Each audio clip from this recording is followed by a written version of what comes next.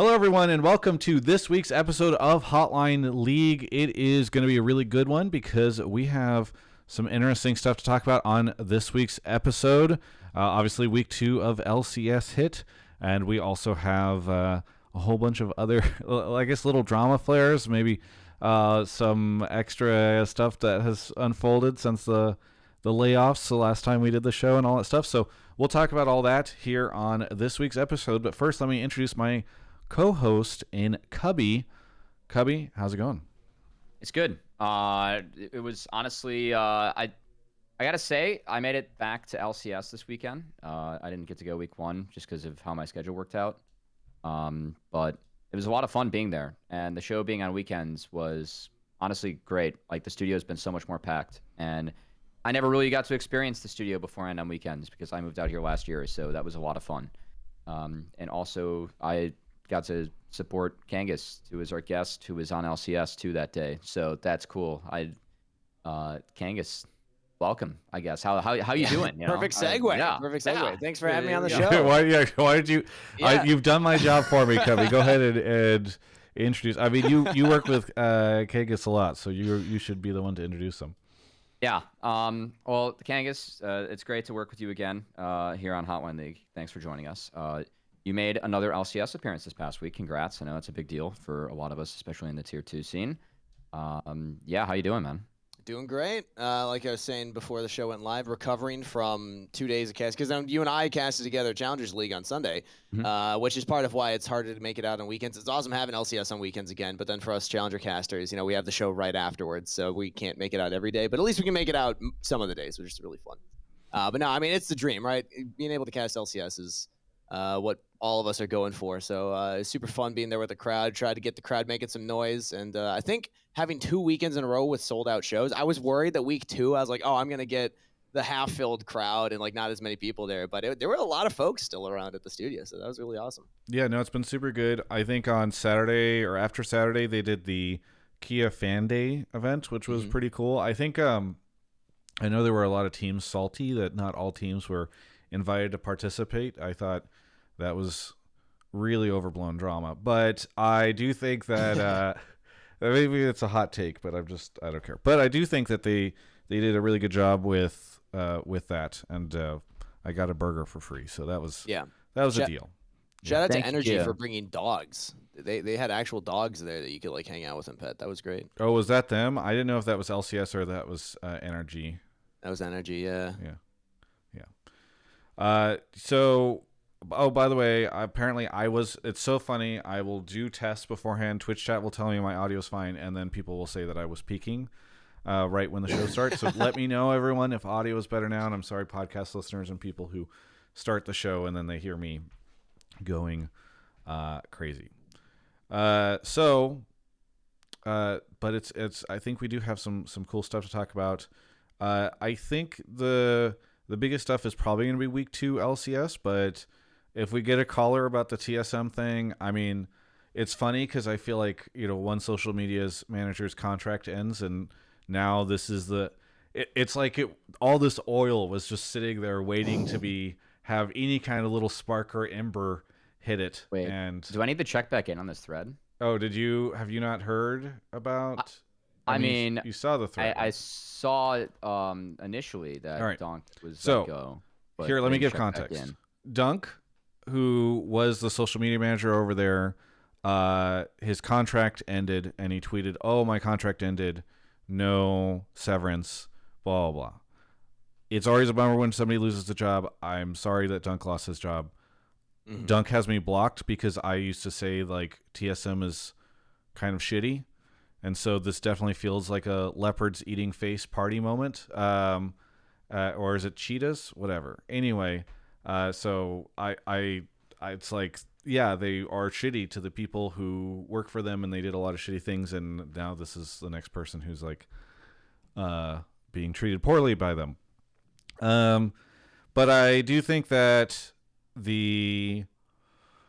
it's just like a funny thing where now this is like the reason for a Reddit thread to go up about the state of TSM and everything that's happened since they departed and all that stuff. But I don't think we really need to lean too much on it because like nothing has really changed. Like I'm not surprised by any of this.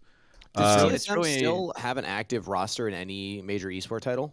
Apex, I believe. Apex, They okay. still have Hal and that crew. And I don't know about any others. So I'm really glad the Reddit mods leave stuff like this up on the website, but take down stuff that involves actual LCS players and teams still. That's yeah, good. of course. Yeah, of course. But it gets clicks, so Yeah. you gotta respect the hustle. Yeah. Yeah. Oh, okay. Well, that's interesting. I guess they also have Leffen as well. So that's in addition to the Apex stuff, they have that. We can talk. I mean, if somebody wants to call in and talk about it, it's fine. Or if they want to talk about what's going on with TSM or whatever, we can talk about that. What else? I mean, we talked about this last week on Hotline League, and I did reach out to Riot about a comment for it last week, and then they very understandably said they wouldn't give me a comment, but I still don't have a comment. So, I guess we can just talk about how I've had a ton of people tell me it's kind of like an open secret behind the scenes. I assume you guys know too. Well, tell me if you don't. That LCS Finals not going to have a road show for spring. Yeah, you kind of said it on the last show, and Yeah. that's also made it to my very professional desk here as well. Yes. So yes.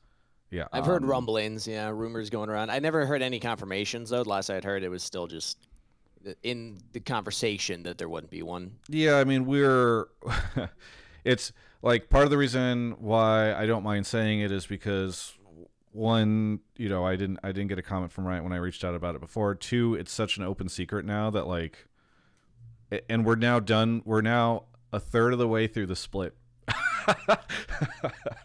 We're a third of the way through the split now after this past weekend, and so it's like, let's just say it, I mean, I feel like they didn't want to, throw on more negatives after last week with the PR hit, but also from a PR perspective, just throw it all out in one batch and get it over with. So, missed opportunity maybe. Yeah, I know that when they were having the announcements before the split began, Mark Z had that one video addressing a bunch of the changes and stuff. They didn't specifically say what was happening with finals for spring. And my read, because I had heard about the potential for that happening, was that they're trying to get the good news out so that we have something to celebrate. And then later on we'll have some of the maybe more disappointing news. But I also imagine that with everything that happened last week internally at Riot, that's just rough then to have extra hits. But yeah, I hear what you're saying, Cubby.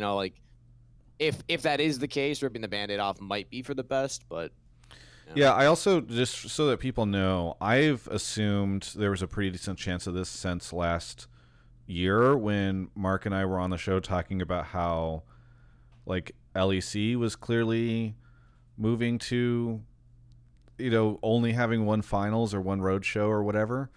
And so at the time I was like, oh God, if this is not a huge disaster, they will just do it again in LCS.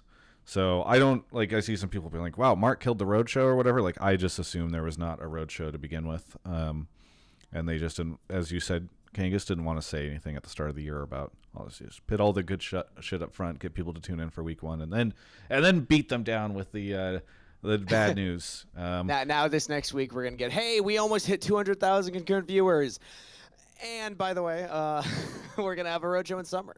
Yeah. Yes. And now I'm gonna do the exact same thing on this show by hitting Everett again. I hope Cubby's message to Kangas warning him that I had to do this is gonna start. So we have a TGI update.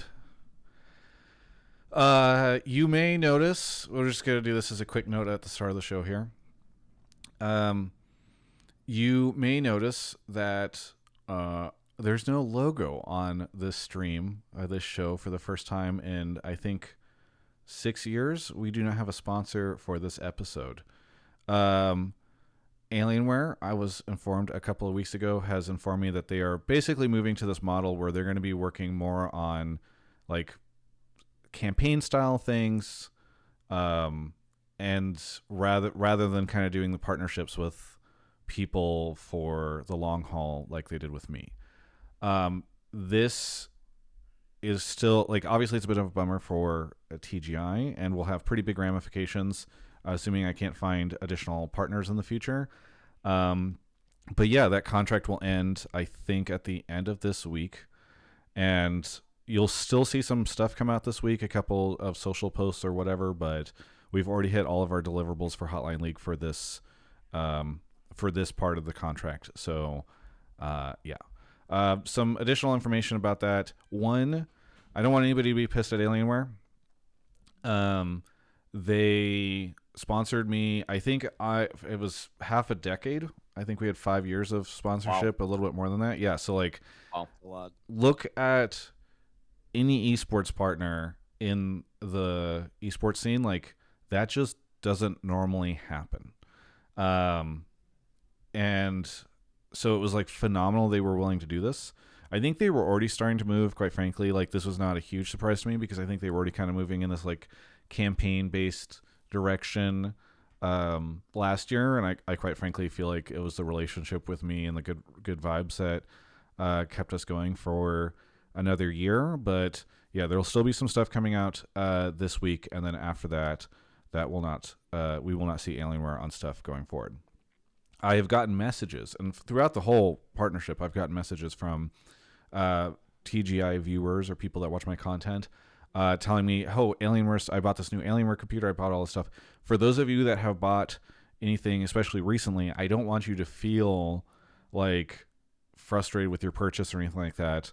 I still am on a great relationship with them. There's even a chance that in the future we might be able to work with them and so for like some sort of campaign-based thing, or they might be able to hook us up with some gear or something. They let me know that like this has absolutely nothing to do with my performance, my viewership, or anything at all. It is literally just the way that the company is approaching sponsorship going forward. So and for those of you that have shared like purchase information, all that stuff with me, I will say that I signed with a new agency in the or management group, I think is what I need to say. In the past 2 weeks, I'm working with Mythic, which is actually where Doublelift went a while ago as well.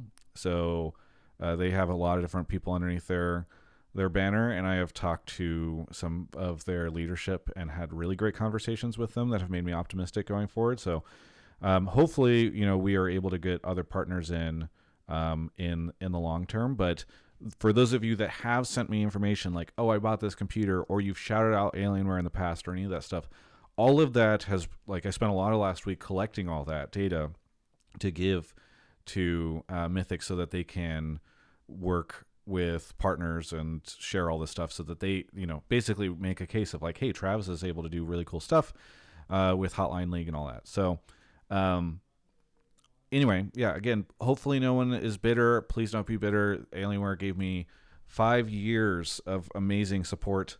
And there are other brands out there that we are going to be talking to. So hopefully we will have cool updates on the horizon for brands that we'll be working with in the future. But yeah, thank you to everybody who has shouted at Alienware over the years and all that stuff. So thank you. Oh, and also, if you are in charge of some sort of marketing budget at a brand who is interested in reaching a coveted audience, let me tell you, my DMs are open. There's a contact form on my website. You can hit me up.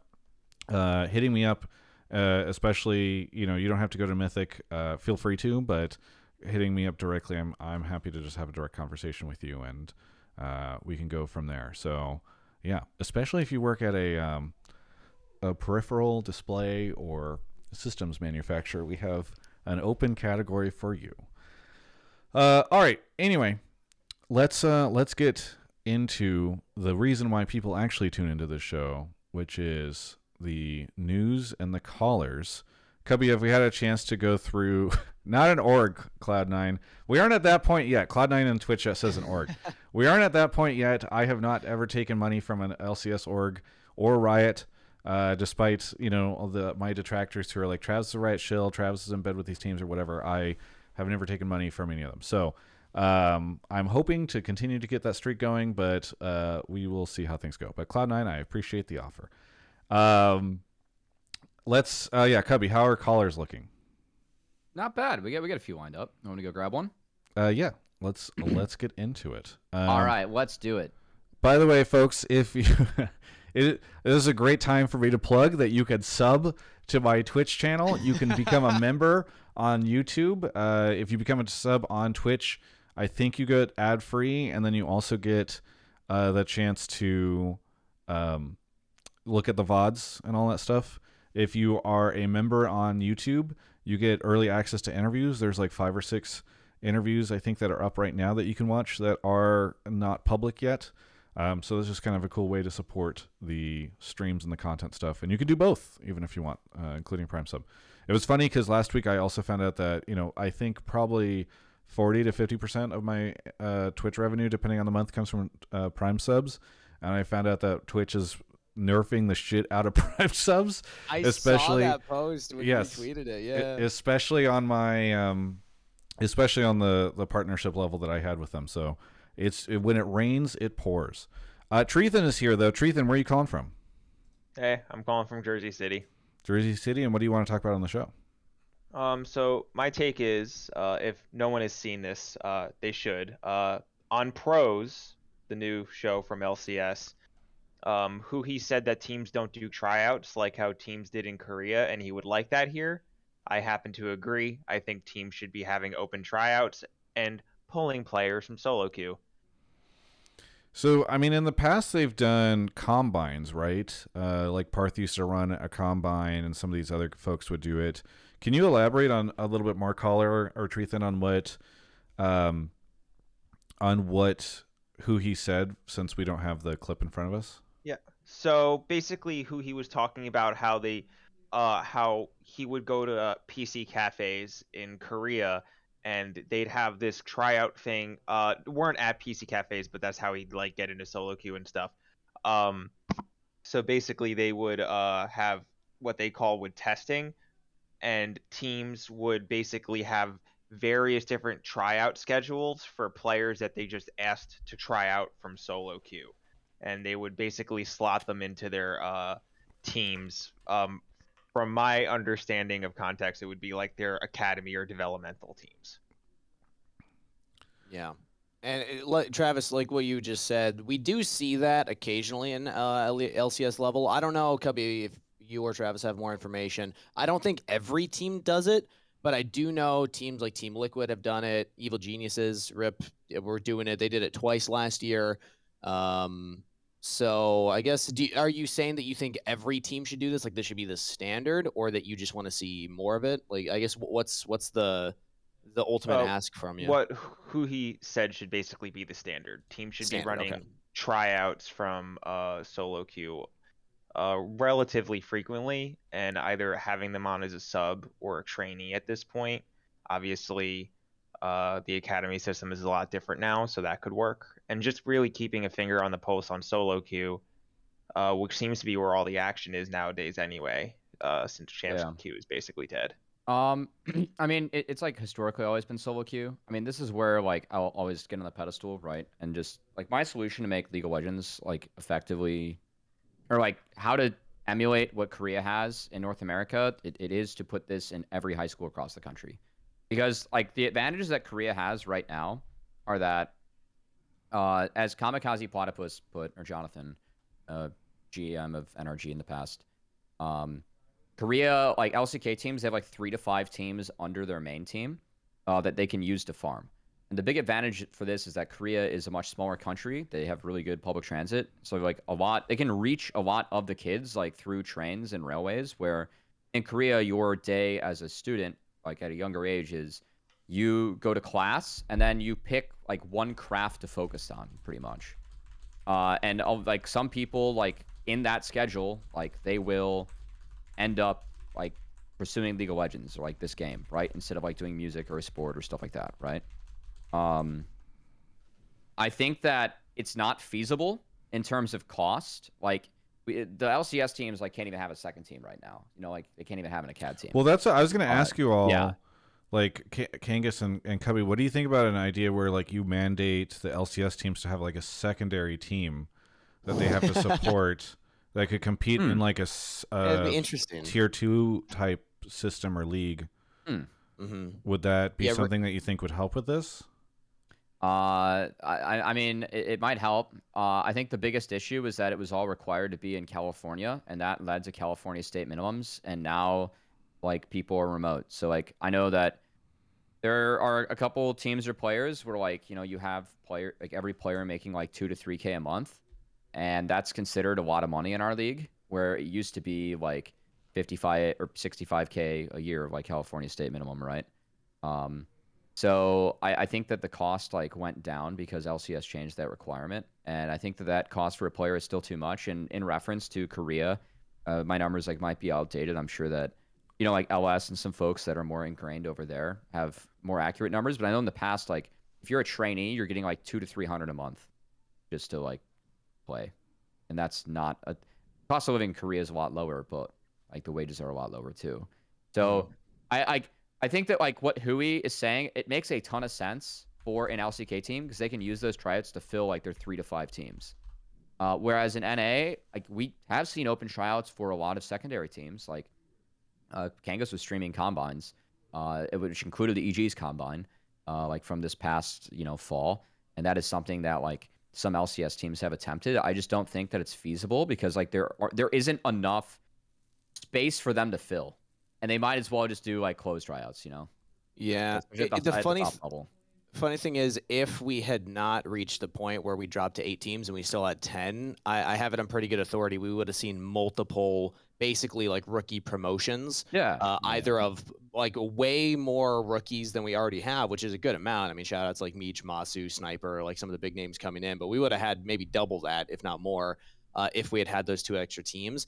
And there would have been instances, most likely, of players skipping the pipeline, kind of like Danny did back in the day, where you just jump straight into LCS and you skip past the academy level, which I think, and that was due to some of the combines and the tryouts that teams were doing this offseason. So it's crazy that you're saying like, yes, we should do this, and that there's a conversation right now, because it almost happened, but then 2 of those teams are gone now, and then there was more veteran players to draft your rosters from, so we had less promotions. I mean, we still had a ton of promotions, which is true. Like, yeah, because like if we're gonna include, that's a disguised toast. Got 4 players into the league. One's a sub, but still. I mean, I think did either of you reference the fact that it's also hard to do tryouts when we are bringing so many players from other regions? Because I think that's a big thing too, right? Like a little bit, yeah. Yeah, because you were, Kavi, I think when you mentioned it, it's like, yes, these teams can bring in players from like, on the train into Seoul. But in a lot of our cases, the way that LCS GMs and LCS teams decide to run the league right now and their teams is in most cases, who are the 2 players we're going to get that are living on another continent right now. So that makes it really like difficult for tryouts. And I mean, I think obviously I feel like that's just one more argument against sort of boomerang players in and out from the region, but it is a reality of the way that it is part of the reality that has led to the situation we find ourselves in. So. And I do see, shout out to Jonathan, Kamikaze Platypus in chat, who was talking about some of the NACL teams do combines and tryouts. That's absolutely true. Some of them, they are just 5 players that like playing together, and they'll approach an org and say, hey, we want to play for you. And that's how the team's put together, like Supernova this year. But some of the other challengers teams, they do their own tryouts, and they'll grab people from the solo queue ladder. So it doesn't happen really at the LCS level as much, but at the challengers level, that happens, from my understanding, quite often. That's like kind of the common way to do it. Otherwise, it's like just get the one guy that you really want, and then they'll build a roster with whoever they want to play with, kind of. Yeah. Do other orgs talk with NACL orgs? Is there any like cross communication, like with the unaffiliated ones? Like, wouldn't that help? Like, just if the whole ecosystem knew what was going on, do orgs even pay attention? The ones that aren't in it. I mean, like, I know, for example, like when Quad wasn't over yet, FlyQuest was using a sub like outside their org, and like of course like they're talking, like with teams. Quad of course plays on the challenger team for FlyQuest. And like I mean, there are like a lot of like open secrets and like a lot of tape. I mean, you have to scrim those teams in the ecosystem. Like you'll talk for that. Like I'm asked about my opinion for stuff. I'm sure that other coaches are asked about opinions, or like coaches talk behind the scenes and share info. I mean, I think putting heads together, there's value in that, right? So some of these are known. Some people like have different reads on what matters, like what talent matters, but that's fine. There's still a lot of stuff that is known. But if you want the spicy take, I'll give you the spicy one, is that I don't think the majority of orgs have people that have like a really solid temperature read on the developmental talent. I think there's a couple names in the scene that I have a lot of faith in. And I think that do know who the upcoming players are and are responsible essentially for players like Masu for coming up the ladder more rapidly. But I don't think that the majority of orgs pay that much attention. And that's part of why we get more focus on, challengers players from Korea coming over and then getting a shot in the LCS than we do for our own players coming up through the pipeline. Yeah. Although I don't even know if I can say more, because I think this split, I'm pretty sure we have more promotions than imports. I haven't actually done the numbers, but gut feeling tells me that that's true. Do either of you have the answer on that one? I haven't run the numbers yet. I think it's like Mass, Castle, Dove. Those are like the first three that come to mind, and we already have like what, 5 rookies? B-Boy. The rookies would outnumbered him this year. I think so. Do we count Whippo coming back? I like guess he's a weird case, right? Where like Whippo would technically count, but we don't count Inspire because he has a green card now. Right. So and Inspire was only out for like half a year. Like the bigger reason why you could argue you could count Whippo is like he was out of the league for like a year and got brought in, even if he like never officially left the Los Angeles area. So yeah. Yeah, it's weird with some of the stuff. Did we mention Umpty, by the way? No, we did not. No, yeah. But yeah, I think it's that like even import versus rooks. Yeah, it's even, or maybe a little bit more on the import side. I think so. But at least we're having the conversation. Most splits, it's like, oh no, we just had more imports. The sad part is that like the biggest thing that contributed to this is like the fucking money dropping and 2 teams dropping. Like sadly, yeah. If that didn't happen, then like Licorice has a job, right? And Licorice should have a job. He's a great player, right? Like if any team wants to get him, that's fine, right? But the biggest thing that went in, like the biggest thing that like went in was actually like the fact that the salaries went down, and some people were just like, I'm done, and that sucks. Like, and I also think it sucks that it took salaries going down for some of these players to get a shot, because I think like Meech has been playing well in LCS. Like I think Masu, like he had one bad game, but Masu's been fine besides that. Like I think that some of the new faces have looked pretty good. Imports too. I thought Mask had a good week with Immortals this week. So, dude, Twitch chat is just. It does look really good. People had a good week. Twitch chat's just full industry right now. We've got Cloud9, we've got Portillo, we've got Raz, we've got Charlie from Immortals, Numi. Did I mention Raz? We got Jonathan. Like this has now just become the industry show for the. You're the trade magazine. Yes, exactly. The trade magazine. I'm Business Insider. Or LEC or LCS official. Esports Sky Mall. Yeah. Jesus. Hopefully not that. Esports Sky Mall was good. Yeah. All right.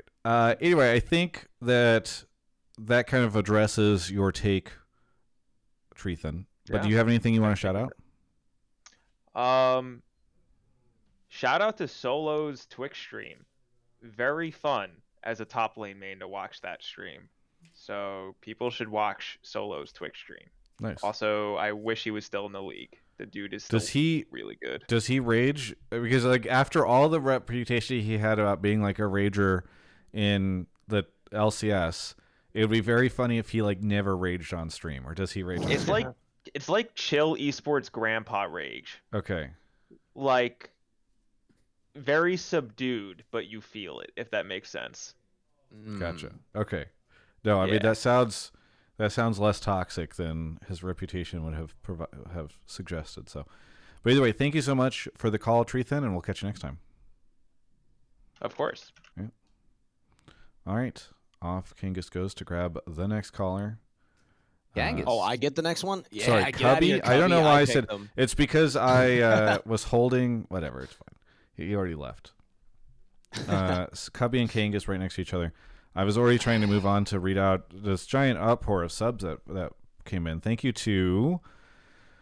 Oh, God, where are we? So many people subbed all at once. Thank you. Cherry Lace, Stevenator, Spring Power, D Fitch, What Are You Doing Here, Hustbust, D Santana, Girlish Menace, Smirk, Z Crisper, Ian7J2, Hyatt, Rel, Outlandish Nerd, MyPS, Connor Leibs, gifted 5 subs, very generous. Real Celsius, Ixpix gifted 8. Bella with the 1. Ventus with 69 months. Congratulations, Ventus. I know that's a big deal. Nice. Alex Throws Games. Thank you, everybody, for all of the support. And then the Devious one over on YouTube. Thank you, everybody. All right. Our next caller is here. Caller, what's your name and where are you calling from? Hello, my name is We Just Play. You can just call me Play. And I am calling from Chicago. Oh, Hey, shout out Chicago. Yeah. What do you... Cubby, were you Actually born in met Chicago you in- also? I know I was born in Chicago, and you're from Chicago, but were you Yeah. born there? West Burbs, yeah. Nice. Okay. What? I'm gonna be there- Chicago, like, yeah. Are you- Well, it's because, there's like an infamous western suburb that likes to say they're from Chicago, and then you ask where they're from, and they're like an hour west of the city. That was a Jim Gaffigan joke with Milwaukee. It was a good one. But what's the take we got, Play? Wait. First, I need to ask, are you going to be at MagicCon, caller? Oh. No, I'm sorry. I don't have enough money to get into Magic, Travis. I wish I could say otherwise. Hey, drafting is not that expensive. There's a lot of ways to play for cheap, but proxy a commander deck. They don't care. Regardless, I will be in Chicago next month. So if you change your mind, you'll be able to see me. All right, what is your take? So my take is kind of something that was talked about last week regarding the layoffs, but I actually have it as like a retrospective after seeing the dumpster fires that were some of the pausing situations for LEC and LCS. Yeah. And then combine that with the stuff that Monte Cristo had posted on Twitter about how LEC purportedly only had like one observer, and the cherry on the sundae has to be the fact that Riot has now announced that they're no longer going to be working on their internal streaming platform. And if I was a team owner, I would be absolutely freaking livid. Oh yeah. Okay. So this is the Ren call. How Yep. caller, when you say Riot has announced that they are no longer going to be working on this, I don't believe they announced. It was reported. I don't think people knew The they team were was doing just laid this. off. Like Yeah. it was reported that this thing was canceled, but I think that was the first time that it had been talked about publicly, right? Or had you heard about it elsewhere? I'd only seen a couple of articles, with the first one being from that Bloomberg article that got widespread. Yeah. But considering the fact that it wasn't retracted, there was no editorial notes, and the fact that Riot hasn't like officially come out. and No, said it's one completely thing or true. another- I mean, I could say it. I Yeah. could say it. So Ren was a project that was being worked on behind the scenes to create a platform wherein Riot would also be streaming alongside YouTube or Twitch, to my understanding. I never fully could great understanding on what it was supposed to encompass entirely, other than like you can read Needham's letter from April of last year about the future of sport, and he kind of references it there. I actually get the feeling that when the Worlds Unlocked thing came out last year, that was probably supposed to be part of it. Was like, oh, they're going to have this extra platform and you'll be able to get all these perks on it and all this stuff. And so, yeah, this thing was supposed to be like a place where they could custom build it. And oh my God, I'm so sorry, Kangas, Cubby, and all the listeners, but let me give you I'm a excited history. for this. Let me give you a history lesson. Yeah. Actually, this is a good idea. Cubby and Kangas, do you remember something called the BAM Tech deal? Yes, I was wondering if that's where you're going with. Wait, Yeah. what? So many people that I talked to have never heard of this before, but I remember I was in college when the reports first broke out about it, and I was all over it. It was like, this is crazy. Like, what's What going is on, Disney? Okay, so BAM Tech was it was actually a technology platform. So when I was at Yahoo, we met with these guys. But it was a technology platform that was created, I believe, originally by the MLB because they wanted to stream their games live on the internet. And so they built from the ground up this giant infrastructure for like a streaming solution called BAMTech, and it was like white label, which means like you didn't go to like bamtech.com to watch MLB. You just went to MLB.com or MLB.tv or whatever, and like that's where you would be able to watch this stuff using this technology by this BAMTech technology. Yeah, they And built then- the actual site or whatever the streaming platform Yes. was, and then MLB Yes. owned that. So then when I was at Yahoo, this is why Emily's freaking out in the Twitch chat.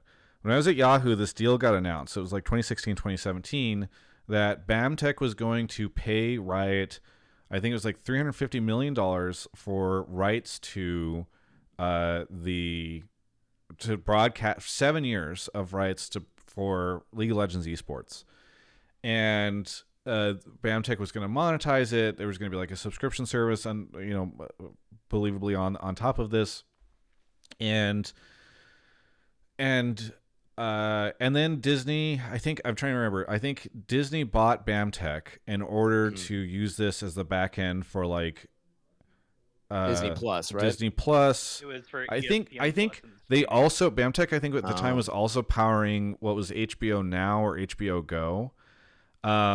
And I think a year or two into the deal, it got announced that like the deal had dissolved. That like, so Riot presumably got a bunch of cash from BAMTech. Nothing ever came about, obviously, because none of us remember like a Riot TV platform or something like that.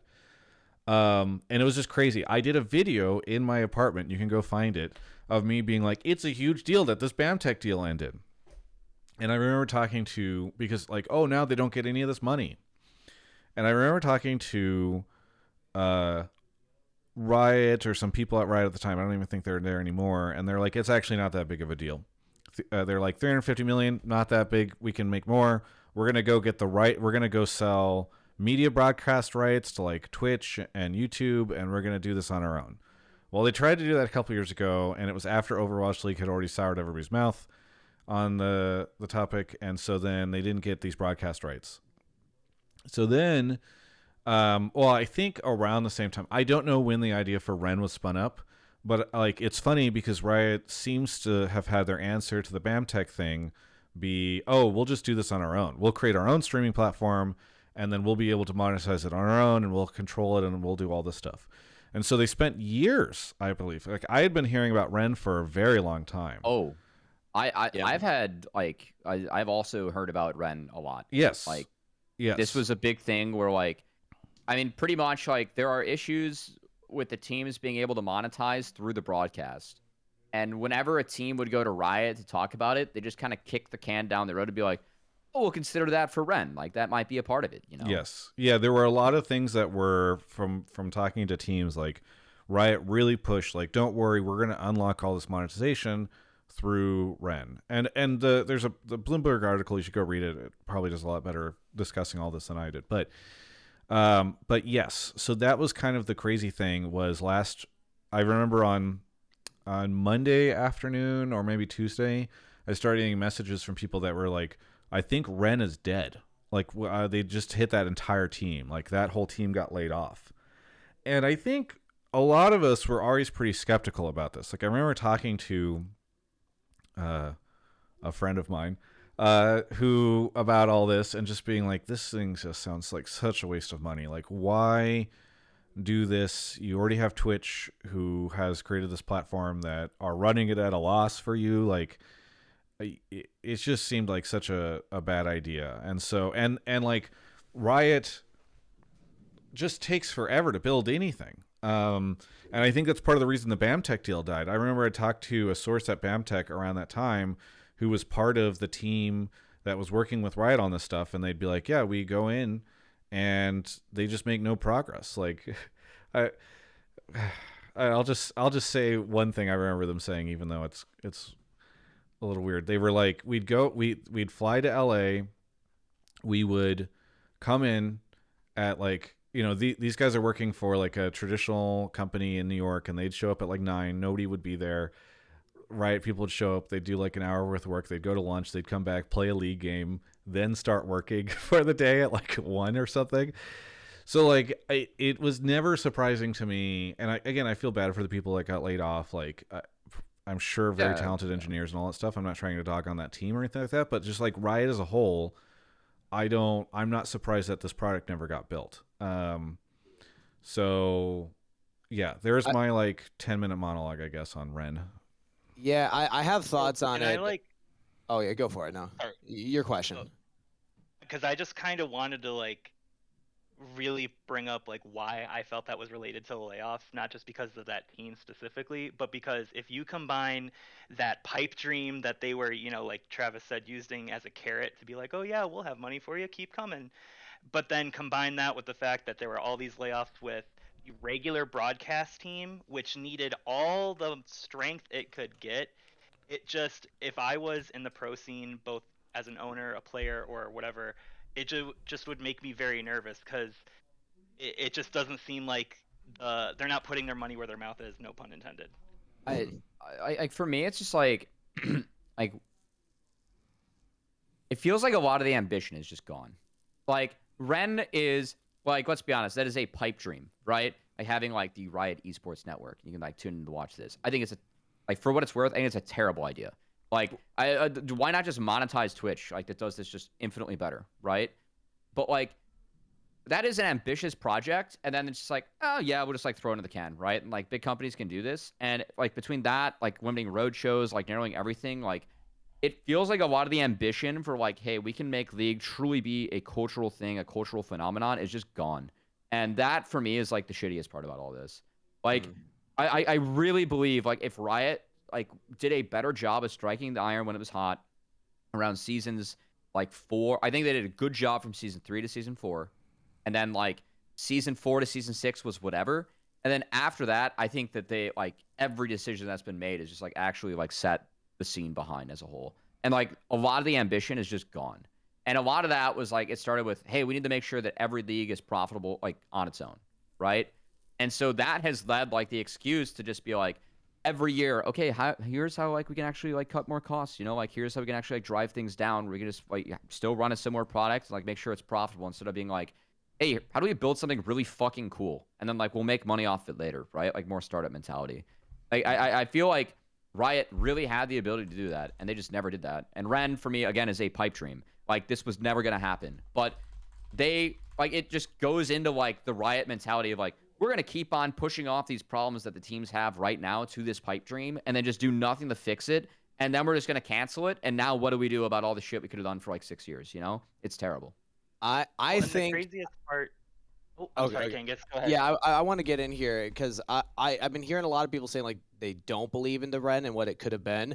If it's just a replacement for Twitch where they just stream the regions, yes, I don't think it works. It's not going to be enough. But the way I always envisioned it was more like the Disney Plus, where they have LCS, LEC, LCK, LPL, every live stream going there, but they also have Arcane on there, and they have players on there. They didn't have to partner with Netflix and Paramount Plus if they have their own platform to publish their own shows. Maybe we would have a season 2 of players if they had their own internal thing that they were able to. I'd never heard that, Kangas. I mean, it would have been really nice if they'd done that, but what I remember at one point in time, I vaguely recalled somebody saying that like the idea was you could just tune into this and there'd always be esports going on, or there'd be some sort of programming. Like, I think they wanted to do like the boomer. Like the same thing Ven was trying to do. All the, like,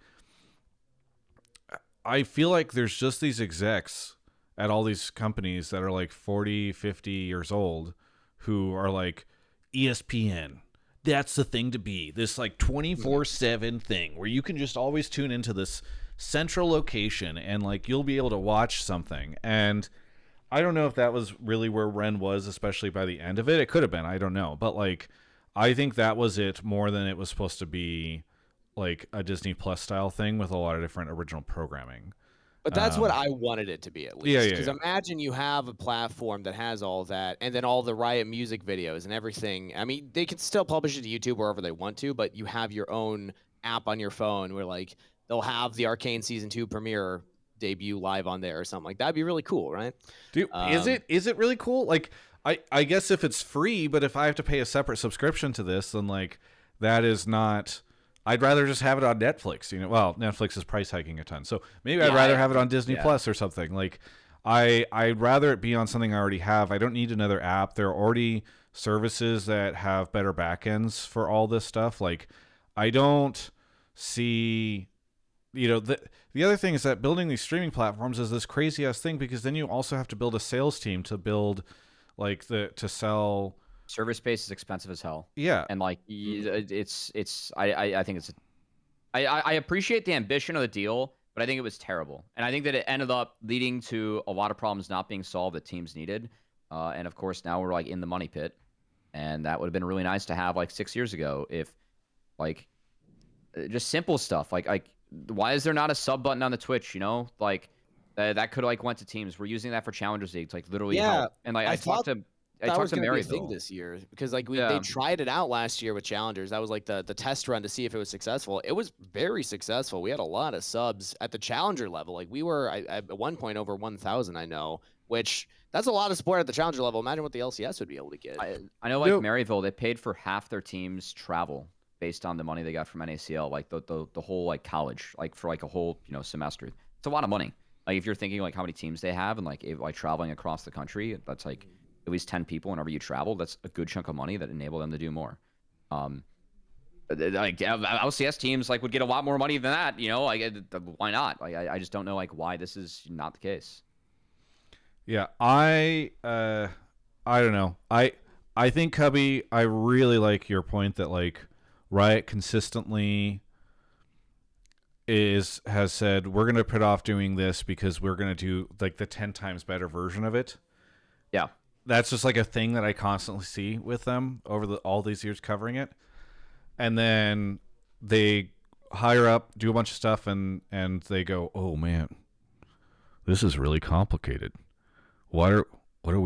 Should we really be doing this? And then like it never happens. It's too ambitious, guys. Well, the best example of this is that like when Overwatch League first came out, they did a big partnership with Twitch, and Twitch had huge integrations that they built out, like engineering resources were poured into, so you could see all this data about the game that was displayed on the page. Twitch was paying them a fuck ton of money. Like emotes. All this stuff was happening. And free emotes, free drops. LCS and like Riot could have done that instead, right? Instead, they like went and did the BAMTech thing. When BAMTech folded, the deal folded. They didn't go and try to do a deal with Twitch. And now we're in a space where like Twitch is laying off 72% of their company. That's obviously no exaggeration. Riot's laying off their team. Like so much opportunity has just been left on the floor because Riot is always like, hey, we're Riot. We can do better than that. And I think the sad thing is that everybody loses in that world, right? Like the fans don't have as great of a platform. You can go to lollysports.com. It's dog shit. I'm sure that's what they were planning on.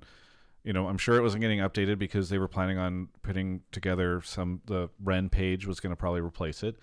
The revenue's not there for the teams that could have been there in previous years. Like there's just a lot that I think is unfortunate whenever they do this type of thing. And so, yeah, like I don't feel too bad sort of raking them over the coals for this and seeing like the Bloomberg article come out, because I think this stuff should be a lesson for them. Like, hey, maybe turn the fucking sub button on Twitch.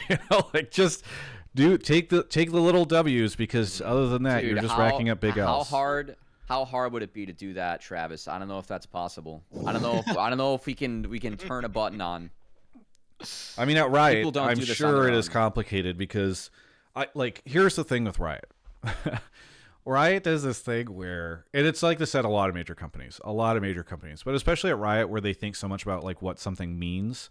It would almost be better in some ways if they cared more about the bottom line immediately, because they would just do things that make sense sometimes also for the consumers. But like the thing is, if let's say, for instance, you wanted to turn a sub button on Twitch, I feel like what happens is Riot starts to go, well, what does it mean to turn a sub button on? And like, is it fair for us to ask the players to spend money on us? And what are we giving them in return?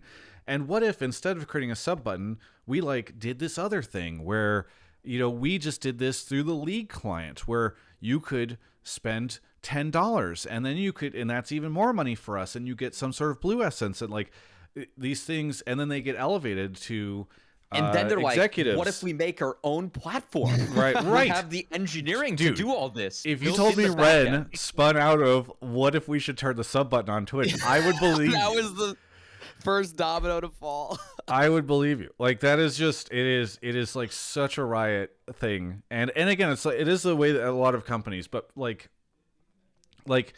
I don't, okay, I also play a lot of Magic, and I follow Wizard stuff, and disclaimer, I've like done sponsorship with them in the past year.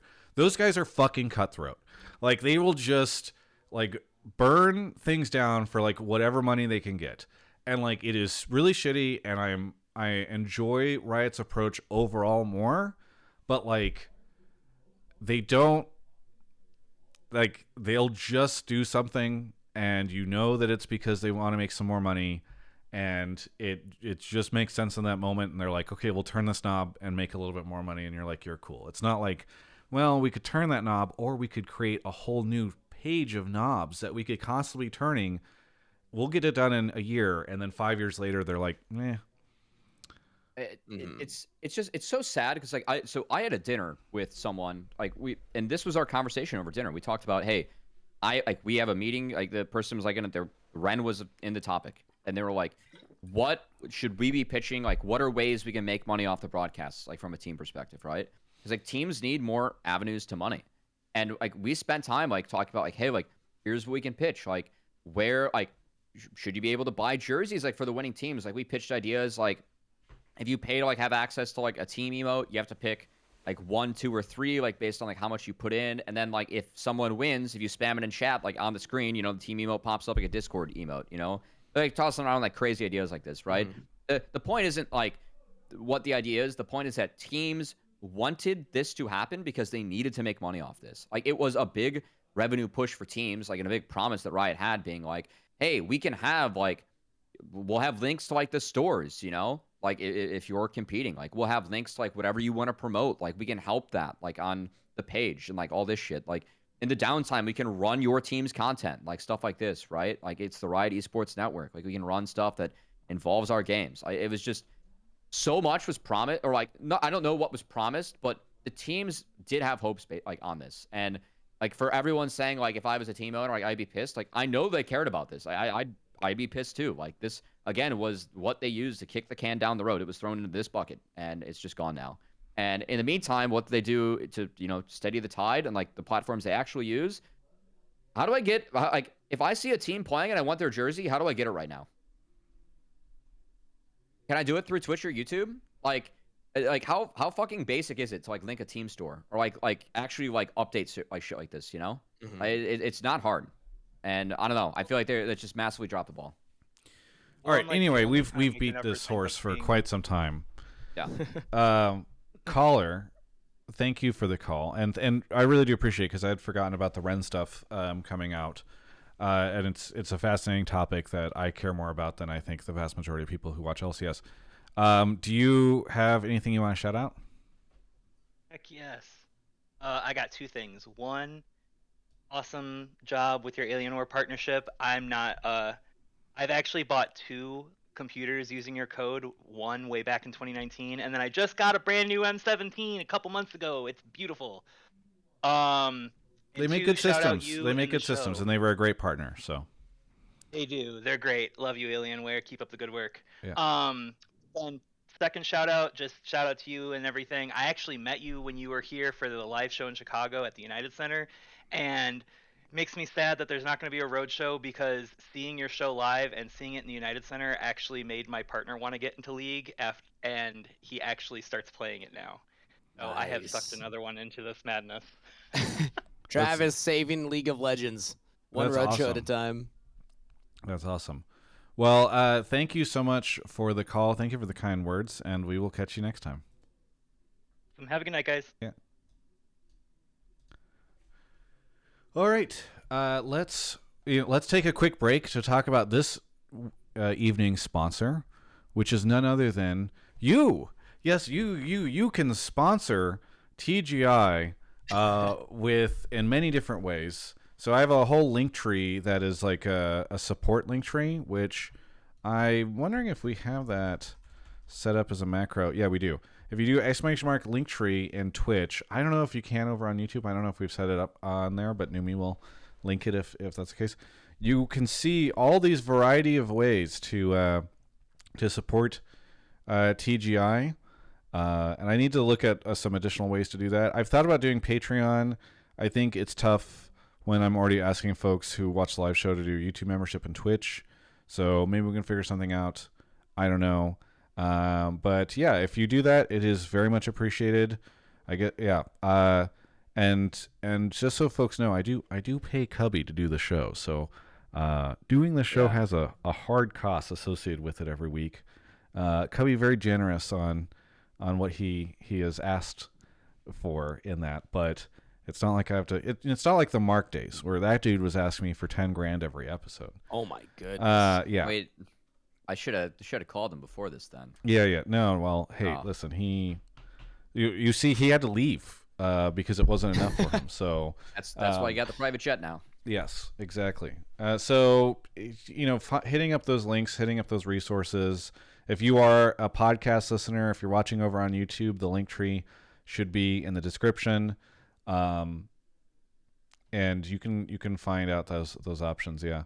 There's a MeUndies link there. They don't even sponsor me, but if you buy MeUndies through the affiliate link, I get $20, I think, or something like that for MeUndies, and so that's kind of banger. You're helping offset my underwear budget. Anyway, that's it for this sponsor read for the show. Hopefully we'll have a real one next week. Want to grab the next caller, Cubby? I got you. Man, I haven't heard somebody else talk about the BAMTech deal in so long. Dude, the BAMTech deal, like, I wish there was a bigger audience for esports business content, because it is like at times it is more interesting to me than what is happening in the games. Actually, now that we only have 6 weeks of LCS, there won't be that sort of dead zone. But I remember when we used to have 9 or 10 weeks of LCS splits before playoffs. Like week 7 would roll around, and I'd be like, okay, let's wrap this up. Like, we know who the teams are that are gonna be making playoffs. Like, usually it's like 1 or 2 sitting at the bottom we don't really care about, and so Franz is here. Franz, where are you calling from? Hey, calling from Huntington Beach, California. Huntington Beach. You've been on a couple episodes recently, I feel like. Yes, yeah. I have. Well, welcome back. What do you want to talk about on the show? Thank you. Yeah, so I have sort of a prediction and then a take. Community sentiment around APA has not been fantastic these first few games. And I predict in very Team Liquid fashion that if they do not pick up performances, Team Liquid will replace APA. And I think if that were the case, I think that would be the wrong move. I think it is long past due that CoreJJ moves on and Team Liquid moves on from CoreJJ. Oh, you're saying Core is the problem, not APA. Yeah, I like Core as from his past. If you look at Team Liquid though, since they put together like the 2022 super team till now, they've almost had the same identity that whole time. Win early game really hard and throw mid game to paint with a broad brush. And the one constant has been CoreJJ, the main leader and shot caller. I just think he's past it, and I think in order for them to achieve the highs that we all know Steve aims for, it's time for them to move on and invest in some young talent, which they have done, and move on from Core. Cubby, do you want to start this off? I'm very curious about your thoughts on this. Okay, I will say that I guess I'm a bit biased in the sense that I think that I think Core will be with TL until Core decides he doesn't want to compete anymore. And we talked about combines earlier. I also was a coach in TL's combine. Core was one of the coaches in there. And when they narrowed down the players from 20 to 10, they didn't keep me for the other 2 days, but they gave me access to the server. I wasn't doing much, so I just kind of hung out in there. And hearing Core coach was really fun. It was really something. Core brings a lot to the team and the team environment. And this might sound crazy, but he is a player where I think he brings you so much value that even no matter what he's doing on the Rift, I think he's still really good to have in your org. Now, I think a lot of people have been going very hard on APA and TL. And I want to just, bring up, like, I know TL at 2-2, they haven't looked the best. This is a team that we did expect to be middle of the pack. I think everyone pretty much universally. Yeah, where did had you them at power rank them? fourth. Do you remember? I had them at 4th. Yeah. In a tier of their own. So they're about where I expected right now. Who is playing well on TL?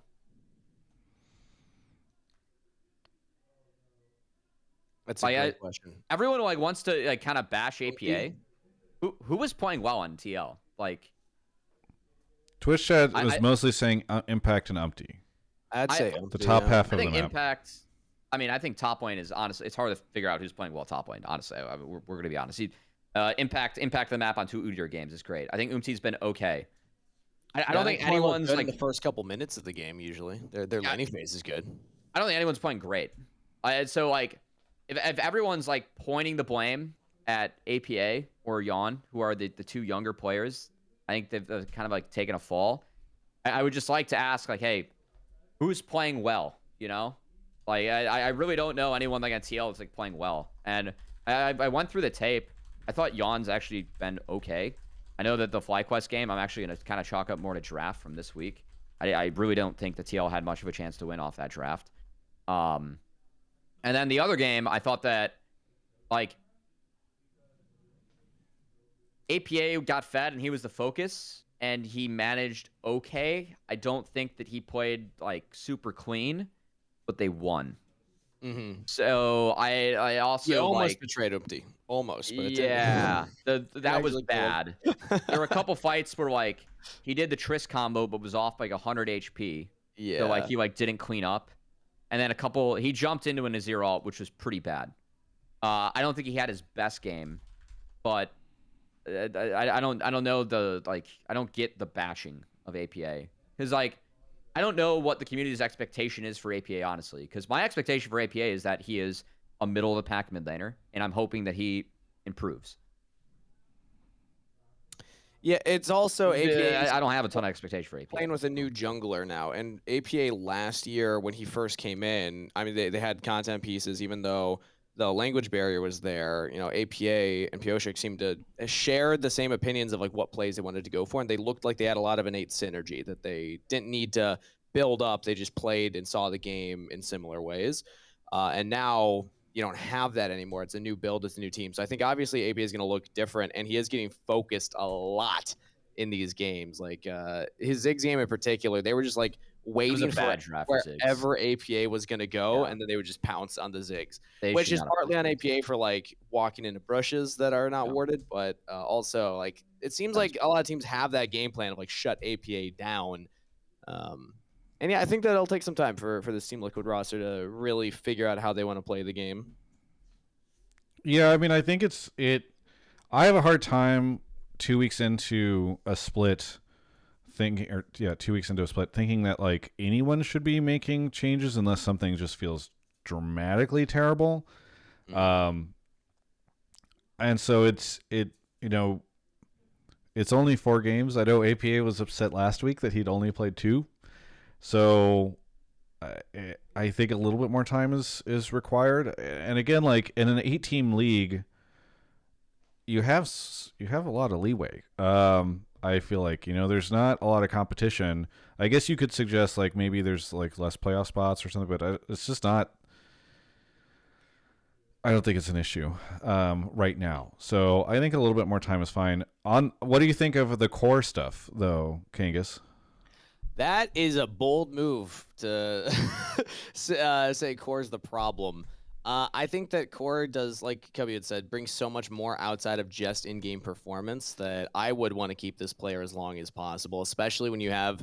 I mean, Core's had a kind of a history, almost like Aframu in a way, where you put him with a young rookie 80 carry. Look at how good Tactical looks next to Core. Look how good Jan has looked next to Core. I think that Core can elevate and provide the training wheels for a lot of younger 80 carries to develop and get better. And I do see a bright future for Jan. I think that he's got a higher ceiling than he's shown already. And I would want him next to a support like Core for as long as possible, as opposed to, get rid of Core and bring in, as much as I love and root for players like Busio and Ayla, I think it's just harder for a young 80 carry to really pop off and improve at a fast rate if they're next to somebody who's also improving and learning the game and trying to compete at the LCS level than somebody who, like CoreJJ, is going to be much more comfortable at that level. So I'm of the opposite opinion. I don't want to get rid of Core. I want to keep him as long as we can. Yeah, I don't think it's time to put Core out to pasture yet. I do think there's an interesting question of like, what does TL look like if Core is able to step back and coach? I not that I'm saying Spawn is not worthy of that or anything like that, but like, it would be interesting to see what he can provide to the team, just being out of it. But I don't even necessarily want to say that time has come yet. So. I mean, Caller, what is it about? Oh, go ahead, Kangas. No, I think that'd be the natural progression. I would love for Core to stay in the scene whenever he's ready to stop playing. But yeah, I mean, if he's gone, I still want him to stick around and work with the players. He's invested so much into the LCS and NA. He's like the prime example of like we don't want to have players that come in for one split and then get out because they're not happy in NA. And Core invested, and he's done so much to help develop our region and develop our players that. I'm hoping that he is still willing to stick around coaching whenever he's ready to stop playing. I don't think, like, again, I don't think TL is like playing great as a team so far. I can't really like. I think they've also had like a couple drafts. Like I know like from watching Spawn in TLC, I think that Spawn has always done a really nice job at having his younger teams have very rigid macro and rotating well. And I haven't seen TL be super good at that outside of like impact roaming on Udyr, which a lot of teams are doing, so it's pretty common. And also Spawn will very much like his teams played early game. It's kind of hard. It's like a new team. Like I don't know like how much control Spawn has over this roster. I think that Spawn is really effective. I don't see TL playing as a unit yet, and therefore like I don't know if that's like changing pieces or just giving the pieces more time. And I'm kind of with Travis. You can't change any pieces. And I don't think that Core is a piece you even can change. Like, realistically, you cannot change Core, if we're being honest. Caller, I do want to give you a chance to kind of rebuttal any of this or anything you want to say. So, yeah, I mean, the things said about Core's, other than just strictly his gameplay is, I think, valid. He offers a lot. He's had high performances in the past. He's a good mentor to young ADCs. I'm sort of looking at it across this last 2 years, Team Liquid has hovered around third to fourth. They did make Worlds, so that was at least something. They've hovered around third to fourth with what I feel is like the same identity that they have not been able to break, which is, again, smash early game and throw mid game and not be able to close out games. And if I'm looking to the future and how to break out of that, I'm looking at the person who probably has the most influence in that team. I also just think Core's past it. I think his peak is behind him, and his name value has been carrying him a little bit further than his gameplay. So I would like to see him moved on, just to see if Team Liquid can. Do you have a replacement candidate? No idea, to be honest. That would help the argument. I know it definitely would. But what do we think, Cubby? Who would be the replacement? Is it Zazel? No, you can't go Kim down, and you can't go anyone on a different team. Oh, we can't go anyone on a different team. Okay. You'd have to find likely someone that it's a mostly Korean-speaking team, and Yon's younger. You're gonna go get Trimby. I see that in the chat. Reckless in the chat. Oh no. Yeah. Here T1's got a really promising support in their developmental leagues. We could take a look at them. Yeah, new guy. I don't know. I think like I don't see any replacements either. Yeah. So yeah. Was there anyone who came out of the EG Golden Guardians blow up that we could think of? Or got screwed over in that? Chime is probably the most experienced support. Like, we have Chime and Diamond and Challengers. And I will give a shout out to TL's support in Challengers, Kim Down, who I don't think is ready for LCS, but he grew a lot in his first year. He went from like being a collegiate player who like never took top 8 and like even upsurge tournaments to actually being really good. We don't have like a most improved award in Challengers. He was a good candidate. We all we're like, maybe we should make one because of how much better Kim Down was at the end of the year. I kind of wanted to make one for Kimmy. Yeah. Yeah. Kim Down improved like a crap ton. It was really fun to watch. So Shout out to Kim Down, but he's not ready for LCS yet, and he's not an upgrade to core. Well, sorry, caller, but I think that more than anything is the rough spot. If you'd come in and you'd been able to be like, and look, there's this, it's not like there's a speaker for support sitting on the outside of the league right now that's like, yo, TL needs to go pick this person up right now. So I think that's a rough one. True. I think it more comes out of it's me being scared of something that hasn't happened yet. I worry that Team Liquid, like Steve, will panic and go for the easy sort of, oh, it's our rookie NA mid that's not good enough. Panicking is expensive sometimes, so that's not an option as much this year, but we'll see. Yeah, I hope so. Yeah. That's the case. Yeah, we will see. All right, thank you so much for the call. Anything you want to shout out? Yeah, shout out your sponsors, Chat and me. Everyone sub to Prime, or use your Prime sub, and shout out Alienware. Thank you guys for having me on. See you next time. Thank you so much. Catch you next time. Yo, Alienware still getting shoutouts. I wonder how long we're gonna get Alienware shoutouts after they've stopped paying. 5 years is a long time, man. That's actually crazy. Yeah. I guess they deserve that. They get a little bit of residuals on the back end. Yeah. Is that longer than any LCS sponsorship? No, Team Liquid has had Alienware longer than I have. Okay. And Cloud9 had HyperX for a really long time, but I don't think they have them right now. I'm trying to think of who else. The funny thing is, it's longer than I think a lot of LCS teams. so yeah. I mean, it's pretty. Franchise was 4 years ago, 5 years ago now. Yeah, I know. I already know that what's going to happen. Like, this is always the annoying thing. Is like anytime anything that is like suboptimal happens to me, or even when something that is suboptimal didn't happen to me, that the haters come out in force and they try to be like, haha. See, Travis got fucked, and he deserves it because he sucks. And he can't even keep a sponsorship for 6 years. Yeah, exactly, exactly. Can't keep a co-host for 7 years. Can't keep a sponsor for 6. What's going on, Travis? Yeah, exactly. Yeah, So I don't know. It's it's goofy, but I know that'll happen. Cubby, you want to go grab the next caller? Let's do it.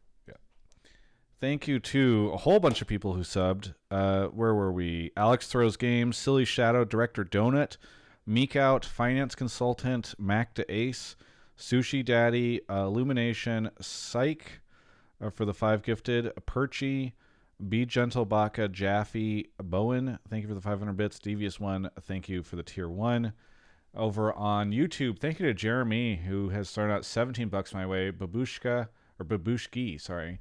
And also Uwu. Thank you everybody for the support over there.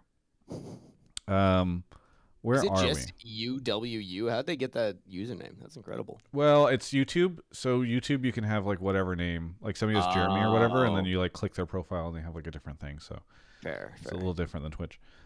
Brandywine is here. Brandywine, you haven't been on the show in a long time, I feel like, but I remember you. When was the last time you were on? Last time, it was probably like the live show Worlds 2022. Right. Okay. Yeah. I remember meeting you. But yeah, it's been a long time. What do you want to talk about on the show? So I want to talk about how pros is the best thing to happen for this scene in years. Last year, I would never have remembered the name of someone like Umti, and now he's one of my favorite players. There's like countless examples of rookies from prior years whose names just kind of go in one ear and out the other as they cycle in and out of League. And this format's just really cool because it allows pros to be in a more comfortable kind of conversational scenario rather than the kind of samey interviews, like post-game interviews. And plus, they're like interacting with folks outside of their team, which allows for like new conversations and content. Would love to see who he teach Umti to make MG or something like that. Plus, I think Jat and Emily Rand are both like just really talented at facilitating conversation. Yeah, I mean, I think it's great that you can connect with a player for the 7 months that he'll be in the league. I think it's awesome that pros allows you to do stuff like that. Not a slam against Umpty, by the way, just a slam against our ability to retain any player from another region. But setting that aside, I really do agree with that sentiment. I mean, we talked a little bit about pros last week on the show. It is a better version of State of the League, which was the show that literally started my career, and I miss that show so much. Like, it was always rough doing that show because you never know like how great the players are going to be at wanting to talk about something or feeling comfortable talking about stuff. And so in a lot of ways, Hotline League is a little more comfortable for me because I have co-hosts that are very comfortable with this talking about the BAMTech deal or all these random other things that are relevant that maybe are not top of mind for the players. But getting to see players interact with other folks on other teams is great because I do think oftentimes you end up in situations where a team will have groupthink around a topic. And so you interview one player from that team and they'll just sort of say the same opinion as like another player. Not to say that like they always agree or anything like that, but like when you do get a discussion from 3 different people on 3 different teams, it is really, really great. So yeah, I'm really happy that Riot is doing that type of thing. And I do think it is like in a lot of ways a better investment for them than the analyst desk was. I do hope that they can get sort of a more promotion on it because I did see it today on the LCS YouTube channel and it was like doing okay, but like it's definitely not at a point yet where it's super popping off. So we're promoting it right here, Travis. That's why we pulled the call, right? Yeah. We're doing everything we can to help. This Hotline League episode sponsored by Pros, the LCS show. No, unfortunately not. Or fortunately, I can't take that Riot money yet. But yeah, no, I really like it. I don't know how much you guys feel about it. I haven't had a chance to watch today's episode yet. It's been crazy. Yeah, I haven't seen it either, but I'm always a fan of getting players talking with each other and getting their voices and faces on as much content as possible. Something that at the NACL level we try and do because the way we strategize about it, Cubby, you might have more thoughts on this too. It's like we have strategy. They don't. Well, we try at least. The players don't have a lot of branding, especially at the challengers level. So often, what I'm focused on is I have this personal opinion that you almost connect with people more off of what's not in League of Legends than what is. So like at least from a broadcaster side, so I try and get players to be like, what do you do that isn't just League of Legends, and how can you like communicate that, make that part of your brand, whether you like going to the gym or you have another sport or something. But the other complete opposite is also true, where like if you were just really smart about the game and able to talk about these complex topics with other players, I think that's also very fascinating. So I love shows like this where you get the opportunity to do a little bit of both too, because then you just see them interact with each other and like having these organic moments where you'll learn about them as people, not just as players. Could have been great Ren content, honestly. Oof. No, I mean, it's not a new idea. I think it's a good execution of the premise. Yeah, I mean, it's just like I think it's good. Like, I'm glad that people are latching onto it. I don't have much to say about this because it's like I agree, Yeah. But it's almost like if you see a bunch of ex-pros coming out with NBA podcasts, every NBA ex-pro has got a podcast now where they just bring on players and shoot the shit and like talk about old stories. Why not do that like while they're still in the league, like through the week, right? I think it's really easy, and I actually hope like they think about maybe getting an ex-pro or two in for one of these too, because like I feel like you could kind of like get some fun stories if you get some old guard people as well. I feel like that was more of the goal with the Meteos show. So I don't want to have more than like one ex-pro on, but also I think that would be really fun to like have a couple old guard in just to. Yeah, the challenge is a lot of those guys just stop paying attention the moment that they're out, and so. Like that's always been a thing is I'd love to get some ex-pro on or something the show, but then it's like, okay, what did you think about this thing that happened this week? And like they're just not clued in. I'd be really curious to know how much the NBA folks still watch NBA, because I feel like Afremu, for instance, I doubt watches LCS these days. That's too bad. I think that it's like really common in traditional sports where you get greats that like they just become fans. Yeah, it's very common. Well, and there's a lot of those guys who are also kind of in that liminal space of like Snake Adios. They're still doing things in the scene, or like people who are on coaching staffs as well who you could bring on. Yeah, I think those guys are tough. So the way they film pros is they do it immediately after the show ends, and so there's just a logistical issue with those guys doing co-streaming. But maybe if they are like sort of the way Double Lift was in the studio that week, you could try to have one of them on. Medios is obviously already on the dive, which doesn't mean he can't do this, but like it is kind of not hitting that purpose as much. So I don't know. I'm interested to see how things go.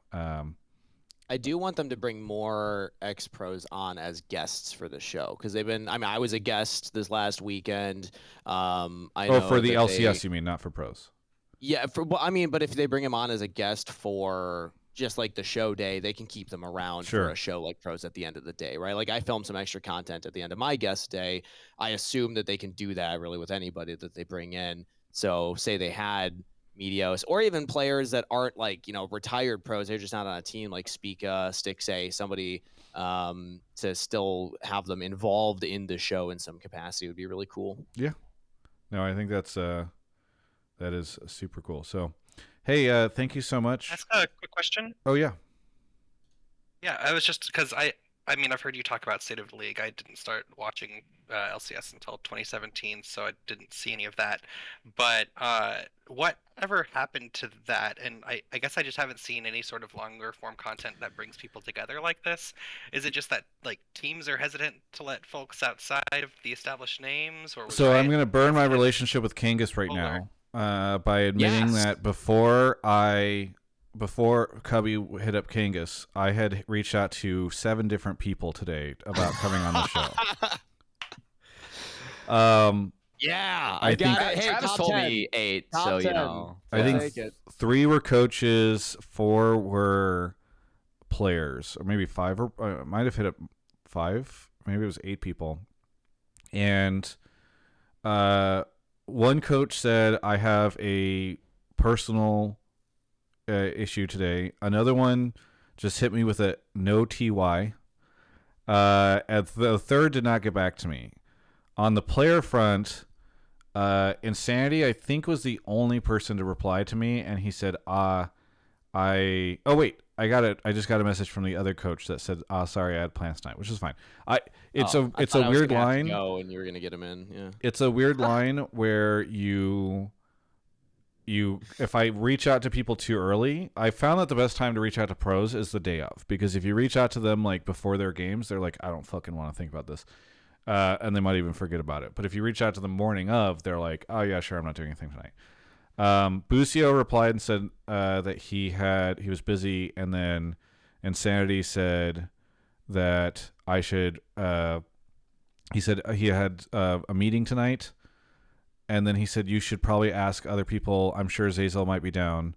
And I said I did message Zazel. He didn't reply. And he said, yeah, he's got a big ego now that we're 1-3. I love so anyway, all to answer your question, which is it just became way harder to get pros on once LCS started. Like I had State of the League for basically a year or two, and then once everything kicked off, it just became really hard to get 3 pro players all together at once. Now, Riot can do it because those players are already in the studio, and Riot can be like, you gotta fucking do this. We're Riot Games. You saw what we did to the Ren team. You don't want us to do that to LCS, do you? And so they'll stick around for that. But it's a lot harder for us to do, for me to get 3 pros all on at once. I can't even get 1 pro on this show. So Do you think it's also important to know the right pros? For example, I know for a fact that Armeo he loves doing content. He really enjoys watching content and doing content. So when I did like my thing, I guess spoilers. I may or may not have done something with some of the Immortals players, and both of them had a really fun time with it, and we're like, yeah, no, well, like we love doing this stuff. So I guess it depends on the player and if they actually want to come on or not.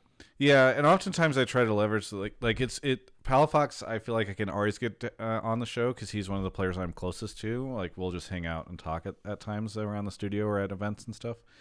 But it gets a lot harder whenever I'm like hitting somebody up and they don't I don't have like a close personal friendship with them. So, but yeah, I would like to do it. Well, honestly, one thing I would like to do with Hotline League this year is get multiple guests on at the same time. And just be more ambitious in that. Again, it's really hard, as we've talked about, to get even one person on. But like, it would have been great to have Kangas on tonight and a pro. And I think the show just becomes a little bit more dynamic at that point in time. So we will see. But if you are a pro player watching this, please reach out and let me know if you want to come on the show. It's good branding. You need to get your face and your voice out there, all you pros. I was complaining to a friend about this earlier, and she said, I pinned the comment. She said, "You can't help LCS if no one wants to do it." And I was just like, I need to get that framed and put on my wall so that I can just watch it, look at it every now and then whenever I get depressed. Anyway, hopefully that answers your question, Brandywine. Yeah, thank you. Anything you want to shout out? Yeah, shout out to FlyQuest for quality content all the time. Shout out to whoever the first company is that'll reach out to Travis for sponsorship. Shout out to Kangas for hard inting his bingo card. And shout out to Look, all that the was folks not my play best look. League with. Dude, the bingo card thing, it's funny because, like, in one sense it's cute, in another sense, I was talking to a friend today that works at Riot, and I was like, yeah, you know, the thing that the LCS really needs to connect with a new young audience is fucking bingo. You know, like that's hip, that's trendy. You know, all the senior citizens will It love felt bingo. like 10 minutes of that pause that we had. True. Yeah, Is whichever game it was. Production capability, if you have 2 days to do something, a bingo card, it's feasible. All right. Yeah. And that's why they run it in the homes. You know, it's feasible. That's You why. can do it. And I was gonna say, it's so great to see Kangas make it on and fulfill his dream of being in the LCS with the full extent of even filling for pauses. Ridiculous pauses. I got 2 pauses each game, and then Flowers shows up for the last 2, no pauses for the rest of the day. I was like, come on, what's going on You here? were probably stepping on a cable. I'm sure that somebody was learning that job game. after the person who was doing it previously is no longer with the company. All right. Thank you, Brandywine, for the call, and we'll catch you next time. Thanks, y'all. Yeah. By the way, I just want to say that, like, I know there was a lot of focus on the LEC folks that got hit, and I do think there were a lot of people that got hit over there, but like LCS also got pretty hit. There just was not a lot of people talking about it. The casters, I guess, just didn't, you know, like I know Shocks talked about the stuff on the LEC side, and other people came out and were talking about it as well, but like there was a studio content team that made a lot of like stuff. In fact, I know even there was a video that was released this past week that was like pros talk about how to climb in the new patch or whatever. That whole team just got gutted. A good friend of mine who produces The Dive is currently looking for work. So He's very talented. Yeah. Yep. Yeah, he's great. And he worked on players as well. So really cool dude. So there was just a lot of folks. I heard a lot of engineers got hit on the LCS side too, which also is ironic because we've had a lot of pauses lately, and hey, engineering is often Actually, we even shipped one of our observers to LEC for this week. We did. Wait, really? That was funny. They like overnighted an observer over to help out with LEC. Really? Yeah. Oh my god, that is. Yeah, I can't believe you didn't hear about that one. Yeah. You didn't hear about that? Insane. Well, Shout hey, out, Lauren. LCS, LEC. We're in Shaking it hands. together. Yeah. We're in it together. Yeah. Yeah, no, it was an interesting week to guest as well because I had gone in and I'd worked with one of the producers, shout out to Manny, on like a couple different content ideas I wanted to pitch. Because I do a lot of the content for Challengers League, or at least last year, that was part of my responsibilities, was doing a lot of the content. And I had a couple ideas I wanted to push and be like, hey, like, can I do all this stuff while I'm in the studio? And then, you know, we did that the week before the layoffs happened. And then the week that happened, I was like, oh, we're probably not going to get the majority of these things done. But shout out to the team that is still there because they were still very accommodating. And I was able to get 2 different things done. One just had to turn into a live bit. If anyone saw like the Masu Wi-Fi Wizard ping to performance matrix thing that we did. And then one other one we were able to film afterwards. So they're trying to make do with what they with the team that's there. But heart goes out to everybody that was affected. Yeah. All right, you want to grab the next caller, Cubby? Yep. Shout out to the devious one, Potata, Wilka Beast, and Open Fire for the subs. Thank you, everybody, for the support. Over on YouTube, no new memberships. YouTube, I gotta say, Twitch crushes you every week. I don't know what it is. Twitchers are maybe it's the culture. Like YouTube viewers are just used to not doing that type of stuff. Okay, we got Skizzle here. Skizzle, where are you calling from? Hi, I'm calling from Fairfax, Virginia. From Fairfax, Virginia. What do you want to talk about on the show? Yeah, I'm calling in to talk about how I think that the reason Shopify Rebellion have been generally disappointing this year and are in last place is because they made some poor roster moves and failed to retain their support player, who I think was really good, and failed to pick up either two of the remaining top laners available who performed very well last split. If you look at their core from last year of like all the bottom tier teams, so like Dig, IMT, 100 Thieves, and Shopify, I think that they probably had the strongest core overall. So like, I think like Insanity, Boogie, and Chime were probably the highest performing core of the teams that were still available, and they failed to keep one of them. And I feel like they didn't pick up one of the better replacements for their top laner, which they probably think was good for them to replace. So overall, I just think that they've made poor roster decisions, and that's why I think that they're generally playing below what the most analysts had them power ranked at the beginning of the season. All right, I don't want to go first on the Shopify Rebellion stuff because I am a Shopify Rebellion hater.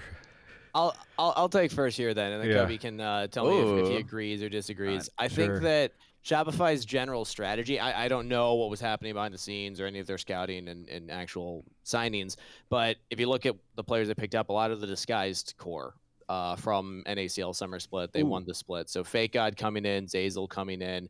I think that this seemed like it's a little budget. I would be surprised if any of these players were making much more than minimum, but it is still, I think, an exciting core to get behind as a fan, especially for the disguised fans coming in. I'm just going to add to this, Kangas, but everyone on that roster has also worked with Revan before in some capacity. Because Revan I didn't know that. Cloud9 Challengers, he coached TSM, so that was his spring-summer, and then he worked with B-Boy on a Stroll. So Revan's actually worked with everyone on the team, too. So that also feeds into probably how it got built. Yeah. And to your point of top lane in particular, I think Fake God was one of the premier top laners in NACL. Him and Surdy were kind of the two that stood out throughout Summer Split. And I think it makes sense that if you're going to have a call up, it would be Fake God. But I also hear you that like once Licorice is on the table, that could have been a consideration. But I don't know. I'm assuming a lot of teams talked to Licorice if they were looking for top laners.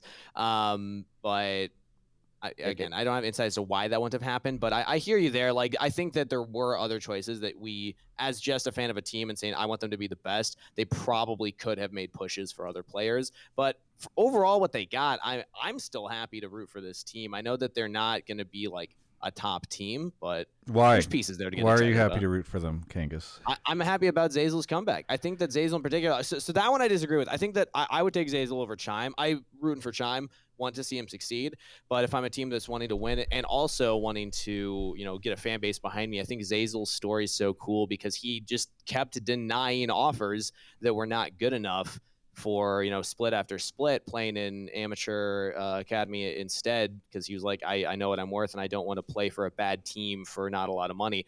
And now, of course, the landscape changes, so I think that I haven't talked with him about that. I don't want to put words in his mouth, but maybe a bit of shifting goalposts because Shopify isn't that top team like Team Liquid or FlyQuest. It's like, oh yeah, like now is a big triumphant comeback. But I think his story is still cool because he never lost it. Zeyzal was always still playing at the Zeyzal level, even if his last split in LCS, I believe it was the Evil Geniuses, like summer 2021. I want to say he wasn't like looking stellar back then, but I'm still happy about his call up for sure.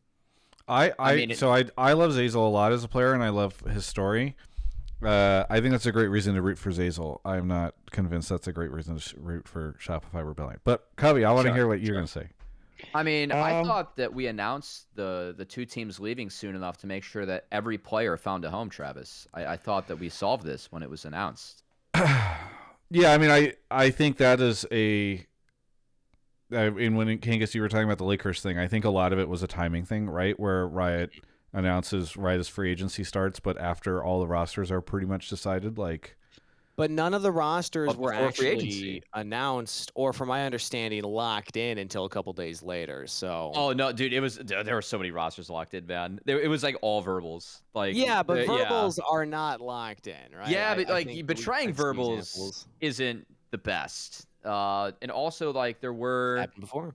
some scenarios where like GG potentially could keep a team, and there was a rumored Golden Guardians team that would have been like, I think I heard Licorice, River, Sven, or no, Licorice, Spica, Sven, and a couple other. I mean, pieces they were too. in the running for JoJo. Yeah, they were JoJo running too. Until Golden Guardians was like, wait, hang on, or the Warriors, I think, told the, Golden Guardians to like lock or to stop all conversations or whatever. I know that someone from GG's in the chat. There was also like a super budget roster as well, which if you look at where Anero's working in challengers with DSG, some of those pieces were being considered, like in case GG had to go budget too. There, I heard like a few rumors like behind the scenes of what they could do. But going into this question, I also am surprised. I think that Fake God and Zeyzal, just getting like into them. This is a core. They played together last year. They won both splits of challengers. They're the ones that are actually talking the most in the team as well. Zeyzal is very vocal as a player, but that's something where you have to consider. I know that like in terms of making changes, you would be changing both your talkers because the rest of the team doesn't really talk that much, and I personally would not do that. I think that Zeyzal, like, there was a Rel game that Zeyzal, like, I think game 1 he played Rel this week, and he didn't look good. That game, I didn't like that draft for Shopify Rebellion, quite frankly. And I think that if you get behind on Engage in that comp, like, you're going to feed. And then, obviously, like, they beat C9, and I thought that against C9, they, like, I like their draft. I don't get why teams are picking Renata into Emilio. I know that you can dive it early, but, like, if you get into grouping scenarios, you just get absolutely shat on, like, thematically by that champion. So I actually thought that like Shopify Rebellion were finally able to put it together. I also know that there was an interview that someone did that said that they wanted the Scion Lilia game 1 of the week, and then Lilia was denied by IMT, and Lilia ended up being really good in that draft too. So they beat the plan, or like beat them into the plan. Like Scion Lilia is now something we've seen. Like they have that up their sleeve. I don't know. I kind of want to see Shopify Rebellion like be able to win standard before like they're winning with like these comps that no one else plays. I think that's the one knock I'd have on them so far. I think that I could argue that Zeyzal or like Licorice Revenge might be stronger than Fake God, but I think Fake God was still a good option. Okay, you're saying that because you're a big brain that likes to see good League of Legends. I'm the complete opposite. Yeah. Give me the wackiest picks you got, Insanity. entertain me and the people. I cook. don't want to have just another standard team. I think that's what makes them fun to watch. Is because Insanity. I want to see both. Like if you want to be good, you have to win as both. You know, like you have to be able to win playing what's strong, and then you have to be win playing what you play. So Skizzle, then I guess that's the question. Do you want them to be good, or do you want them to be entertaining to watch? Both. I mean, I feel like you'd want them to be good, right? I think I'm probably more frustrated with the not Revenge not being picked up, not literally by any team, honestly, because I thought he would play was like in the top half of top laners last split, and so I think that like was kind of odd, especially because like even the rumors were like the EG picked up Surdy instead, so that was a little odd. I think picking him Zays over Chime makes some sense if you want a shot caller and you need a shot caller. I think that's fine. Although I think Chime played really well last year too. Yeah. Like, but I think a lot of this. My point with this is that I feel like these are like top half players, right? You know, there's players like Tomo who I think played pretty well last year, but if they got replaced with like upcoming rookie, I think it makes more sense. But like these players are like playing really well, and so like when you have a team that like, I mean, I guess they didn't finish super well last year, but like when they were playing mostly pretty well, and then you're just like, we're just gonna change them for like nebulous reasons, at least to like as an outside person, that's why I would question their decisions mostly. So I just continue to be disappointed in Shopify Rebellion. I feel like, we replaced TSM, a team that people talked about even when they were not really relevant in the standings or whatever, with this brand new team, and they come in, and I honestly kind of like Immortals more than them right now. I just don't think their content's been kind of nice early in the year. What's that? So Immortals been doing a good job on the content early in the year. Yeah, like they are. Well, I think two things have happened. One, Immortals has stepped it up a little bit, and two, The other teams have stepped down. Other teams have stepped down.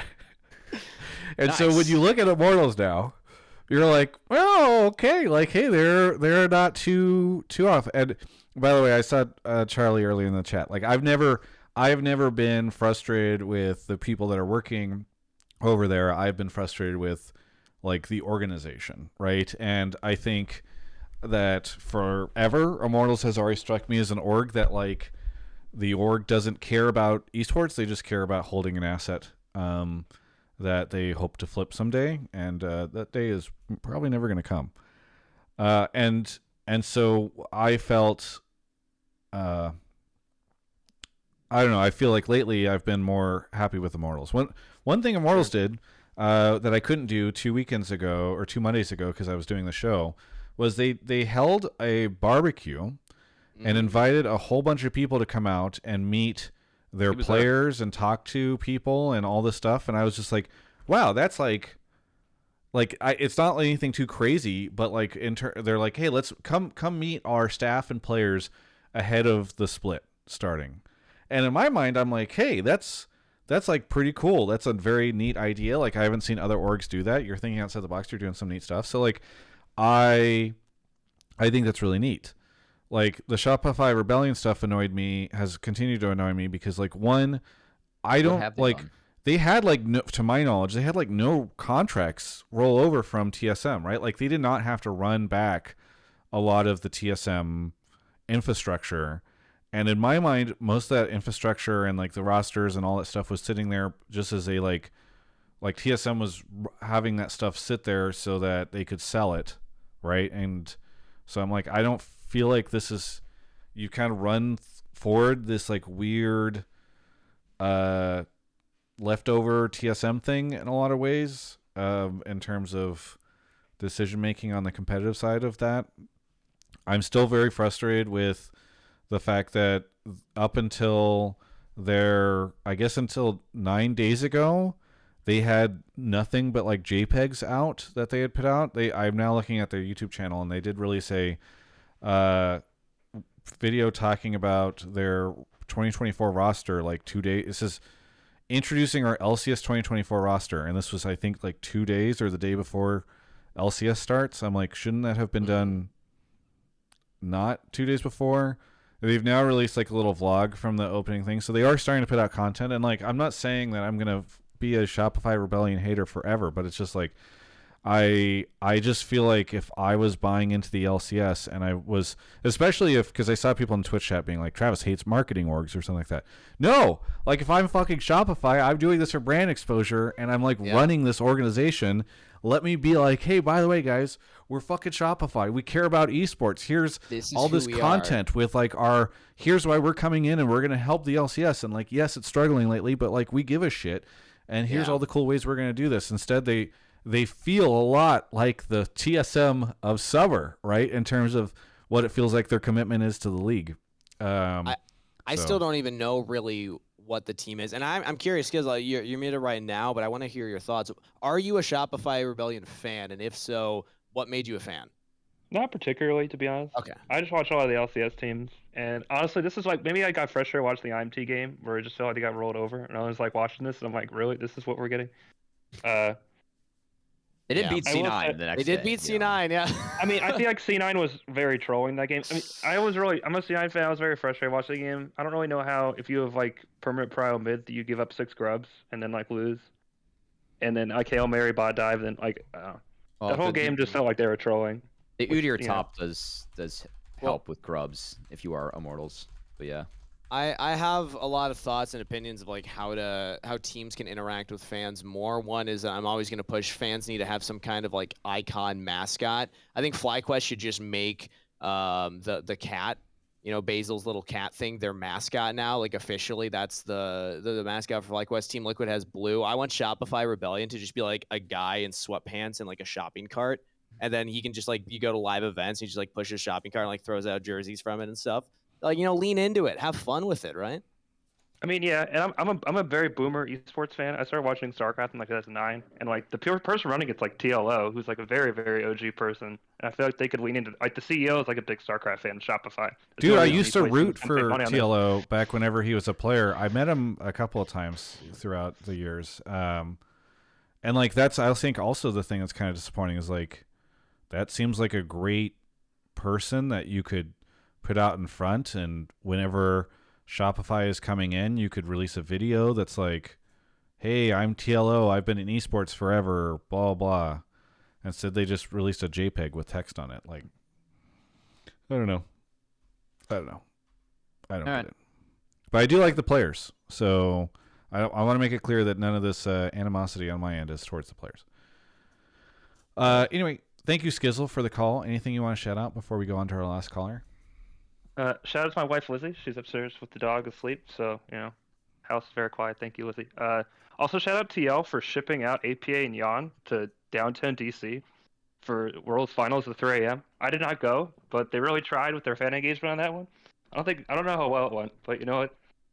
Props to those guys for being up at 3 a.m. to watch World's Finals. I certainly wasn't doing that, especially in a random city in the East Coast. I think Team Liquid has like a weird relationship with DC. That's where Steve was living before he moved out to California, and like Yeah, they have like a venue there. The NBA and NHL conglomerate bought a part of TL or something like that. yeah, So TL is like a they venue co-own Axiomatic, which is the company that owns TL. But they don't really use it. They had LCS events last split, and this split since the LCS on the weekends, they're like running.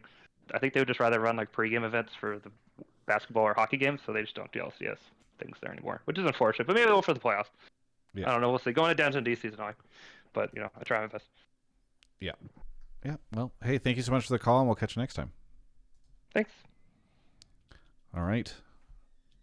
Off to the last caller. Hooray! This is an interesting one. Awesome. Ooh. We got, where are we? Wilka Beast, Open Fire, Hippo Squirrel gifted a sub to Emily, Hippo Squirrel gifted a sub to Dalam McCubist, Grundle Chunk, thank you for the Prime, Unsullied, thank you for the Prime, TMFP, thank you for the Prime. And Roadheart over on YouTube. Thanks for hooking it up with the $5 super chat. Really appreciate it. Where are we? Kelby's in the chat. I don't know why. He must be truly bored.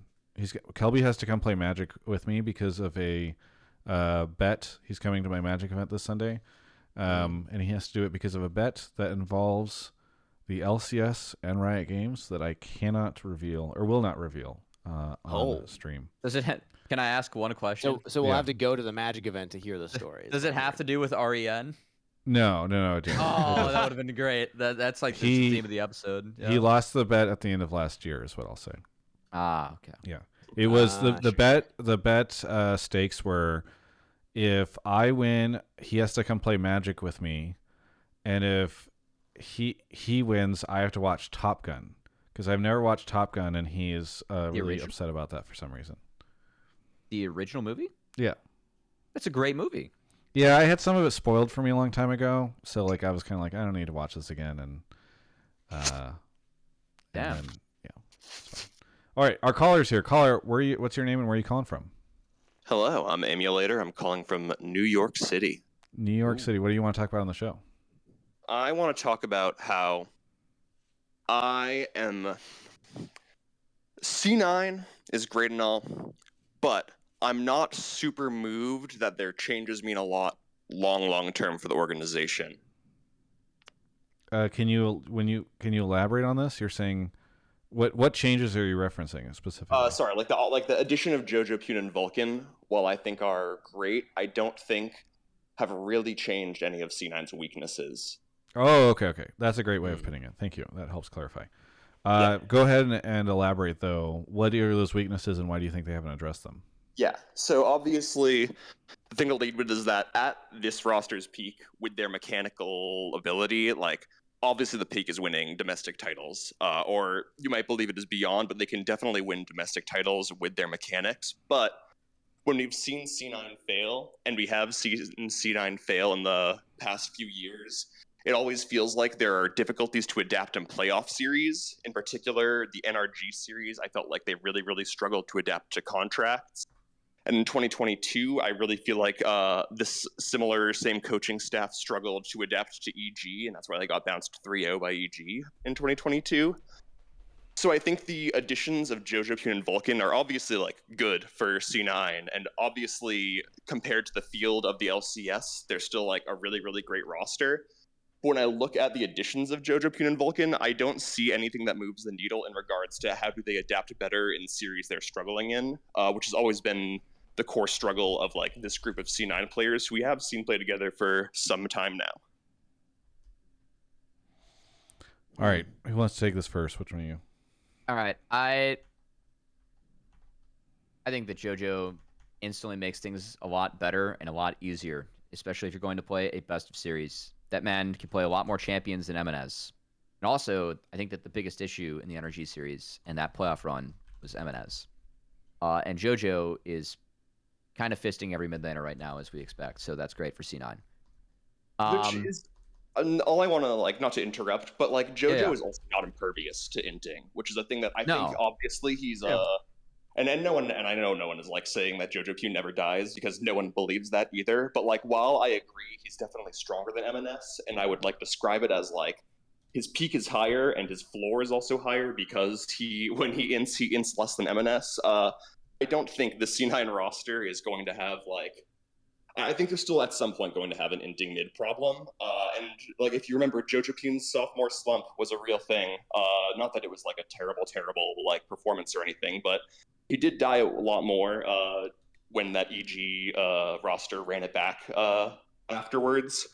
So I think there is like some concern that JoJo Pune could become that, but obviously he's stronger than MNS.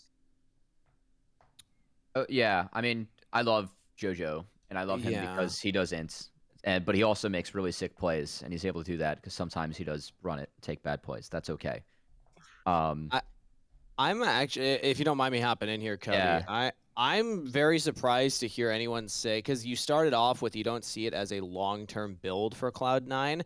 If I'm long-term building for any org, I think JoJo's the first name on my list. If I can just have access to any player in the LCS, and I'm just like, who's my first one? If I'm trying to build a roster and build a fan base and grow a team over like, let's say a 2-3 year span, I don't know if there's a name above JoJo on my list. So I'm curious why you looked at it from that lens. Do you not have faith in JoJo's ability to continue to perform either at this level or improve?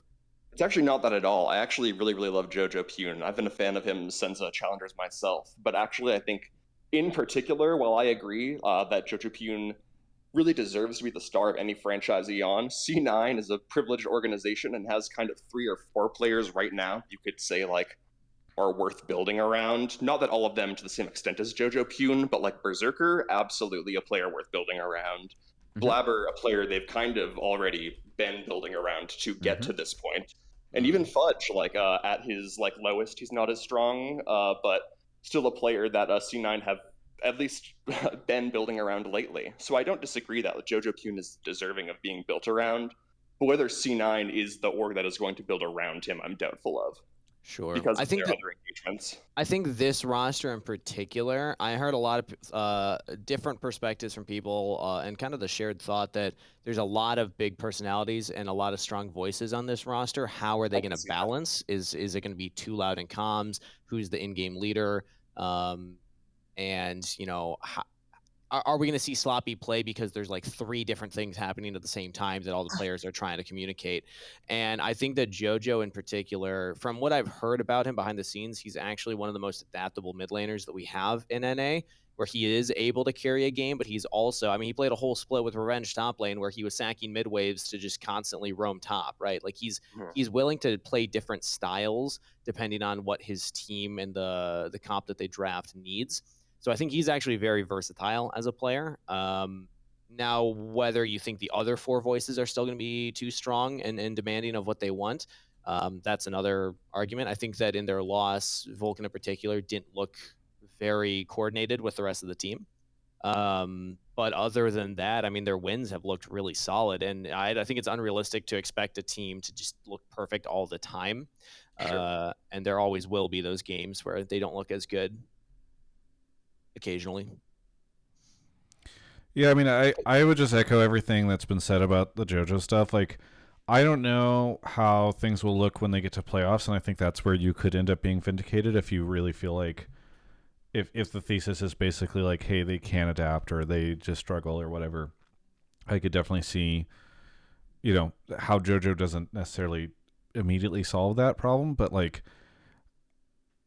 in sheer amounts of brute force, this team has become much stronger and much harder to deal with. And so I'm not like, I think that they are undoubtedly like the heavy favorite for spring. Aemulator, your initial take, you brought up G2. And you're like kind of like worried about like facing the same. G2 had issues like going international. Is that what you're worried about?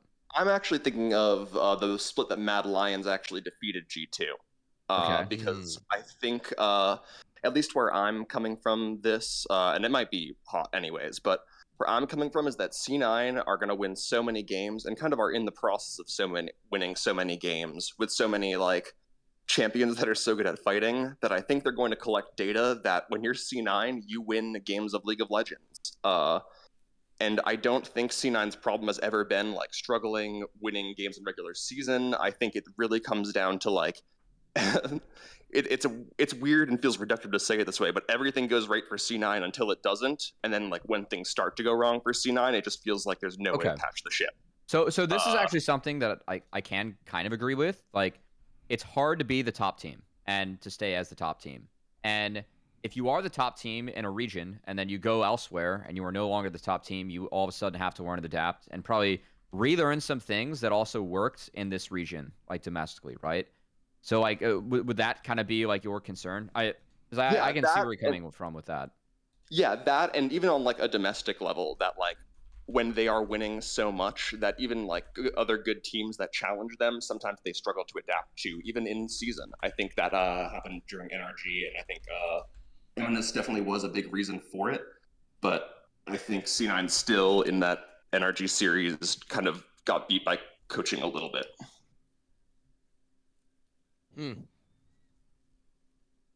It's an interesting thought.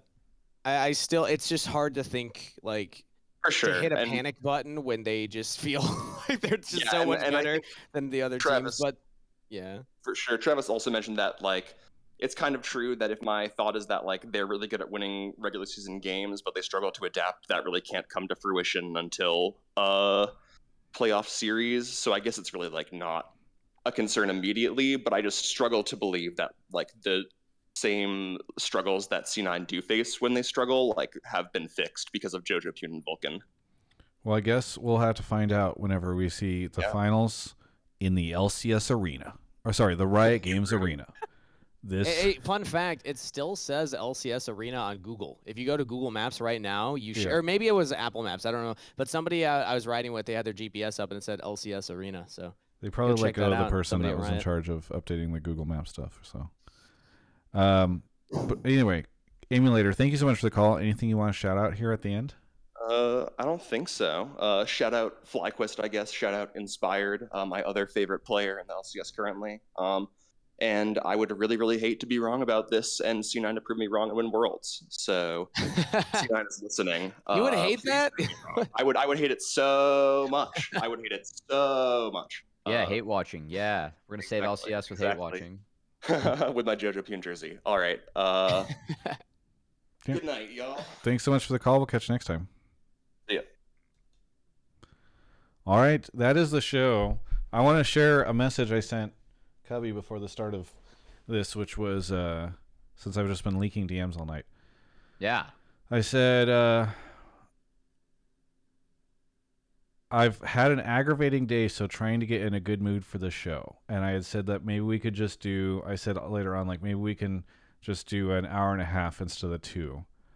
And I just want to say, like, I've had this is a very frequent thing for me where leading up to these shows, not every show, every now and then I get a show that's coming up and I'm just like, oh man, today's been like such a rough one, and I feel like there's maybe not as much to talk about, and like I knew that I had to talk about the Alienware stuff at the beginning. That was going to be a bummer. And I go into this just being like, okay, we're going to do this because it's Monday and we're doing it. And like any content creator who says that, tells you or pretends that they don't have like every now and then one of those things where they're obligated to do something at a certain time and they're in a rough spot. I mean, we all have that, right? No matter what job you have. But this show was awesome and really helped put me in a much better mood. It capped off what was an annoying day and with a really great way. And I think a huge part of that was Kangas coming on. Thank you, Kangas, for guesting, especially last minute. I really appreciate it. You were fantastic. I know Happy to be the 8th string guest. Yes. We made it, folks. We made it. You were wearing a shirt and you didn't do any flexing or anything today. It was very out of character for you, but True. Yeah. I mean, we could always fix that. Yeah, it's okay. It's okay. It's okay. That's the show. That's the show. Thank you so much too. Love that you just have that right in front pounds. of you. Cubby, what do you want to shout out? Thanks to everyone for watching and hanging. We got some fun callers. Thanks, Steve, for coming on. And good job in LCS this week. And yeah, I will, if you guys want to follow me, Twitter, Twitch, YouTube, CubbyXX. I don't think I have much planned for this week, but also I'm not on Challengers next week. So we'll have some bonus time and I'll probably be streaming a little bit more. So yeah.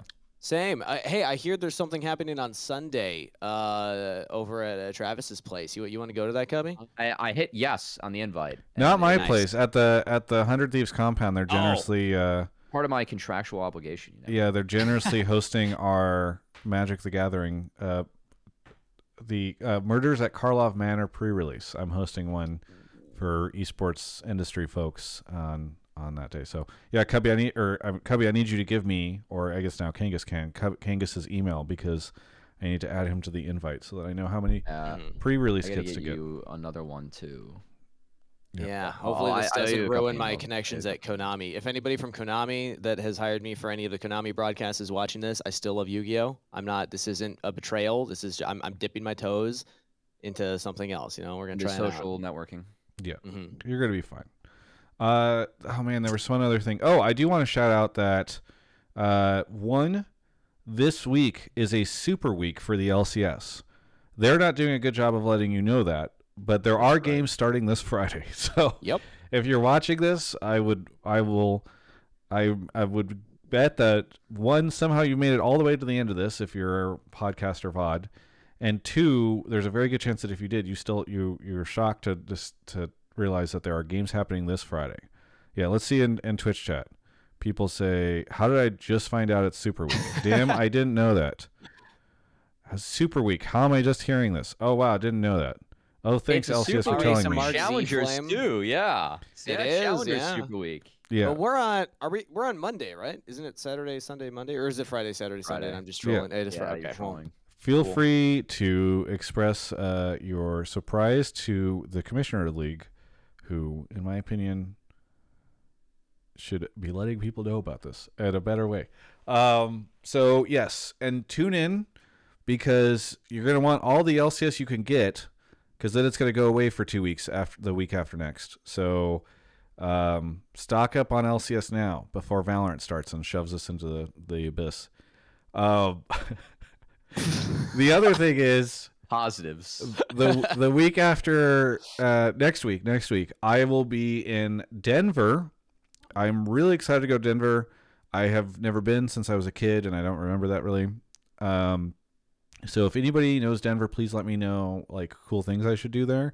But I will be there for a Magic event, DreamHack Denver, which is happening there. So if you play Magic in Denver and you want to hang out with me and play Magic with me in Denver, then please go check that out. But yes, I would love to know what I should do. What's a good restaurant? I don't know. Let me know. Kangas, I forgot. Did we give you shout outs? I don't think we gave you shout outs. I think you just took shout outs. What do you want? Where can people find you? It's right here, KangasCasts. That's my Twitter or X or whatever account. That's how you can catch me on Twitch. I don't stream as often as Cubby does, but he's been inspiring me.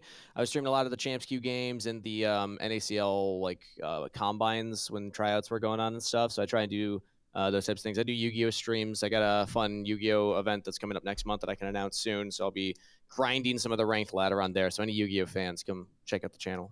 Yeah, very good. Thank you, Twitch. Thank you, YouTube.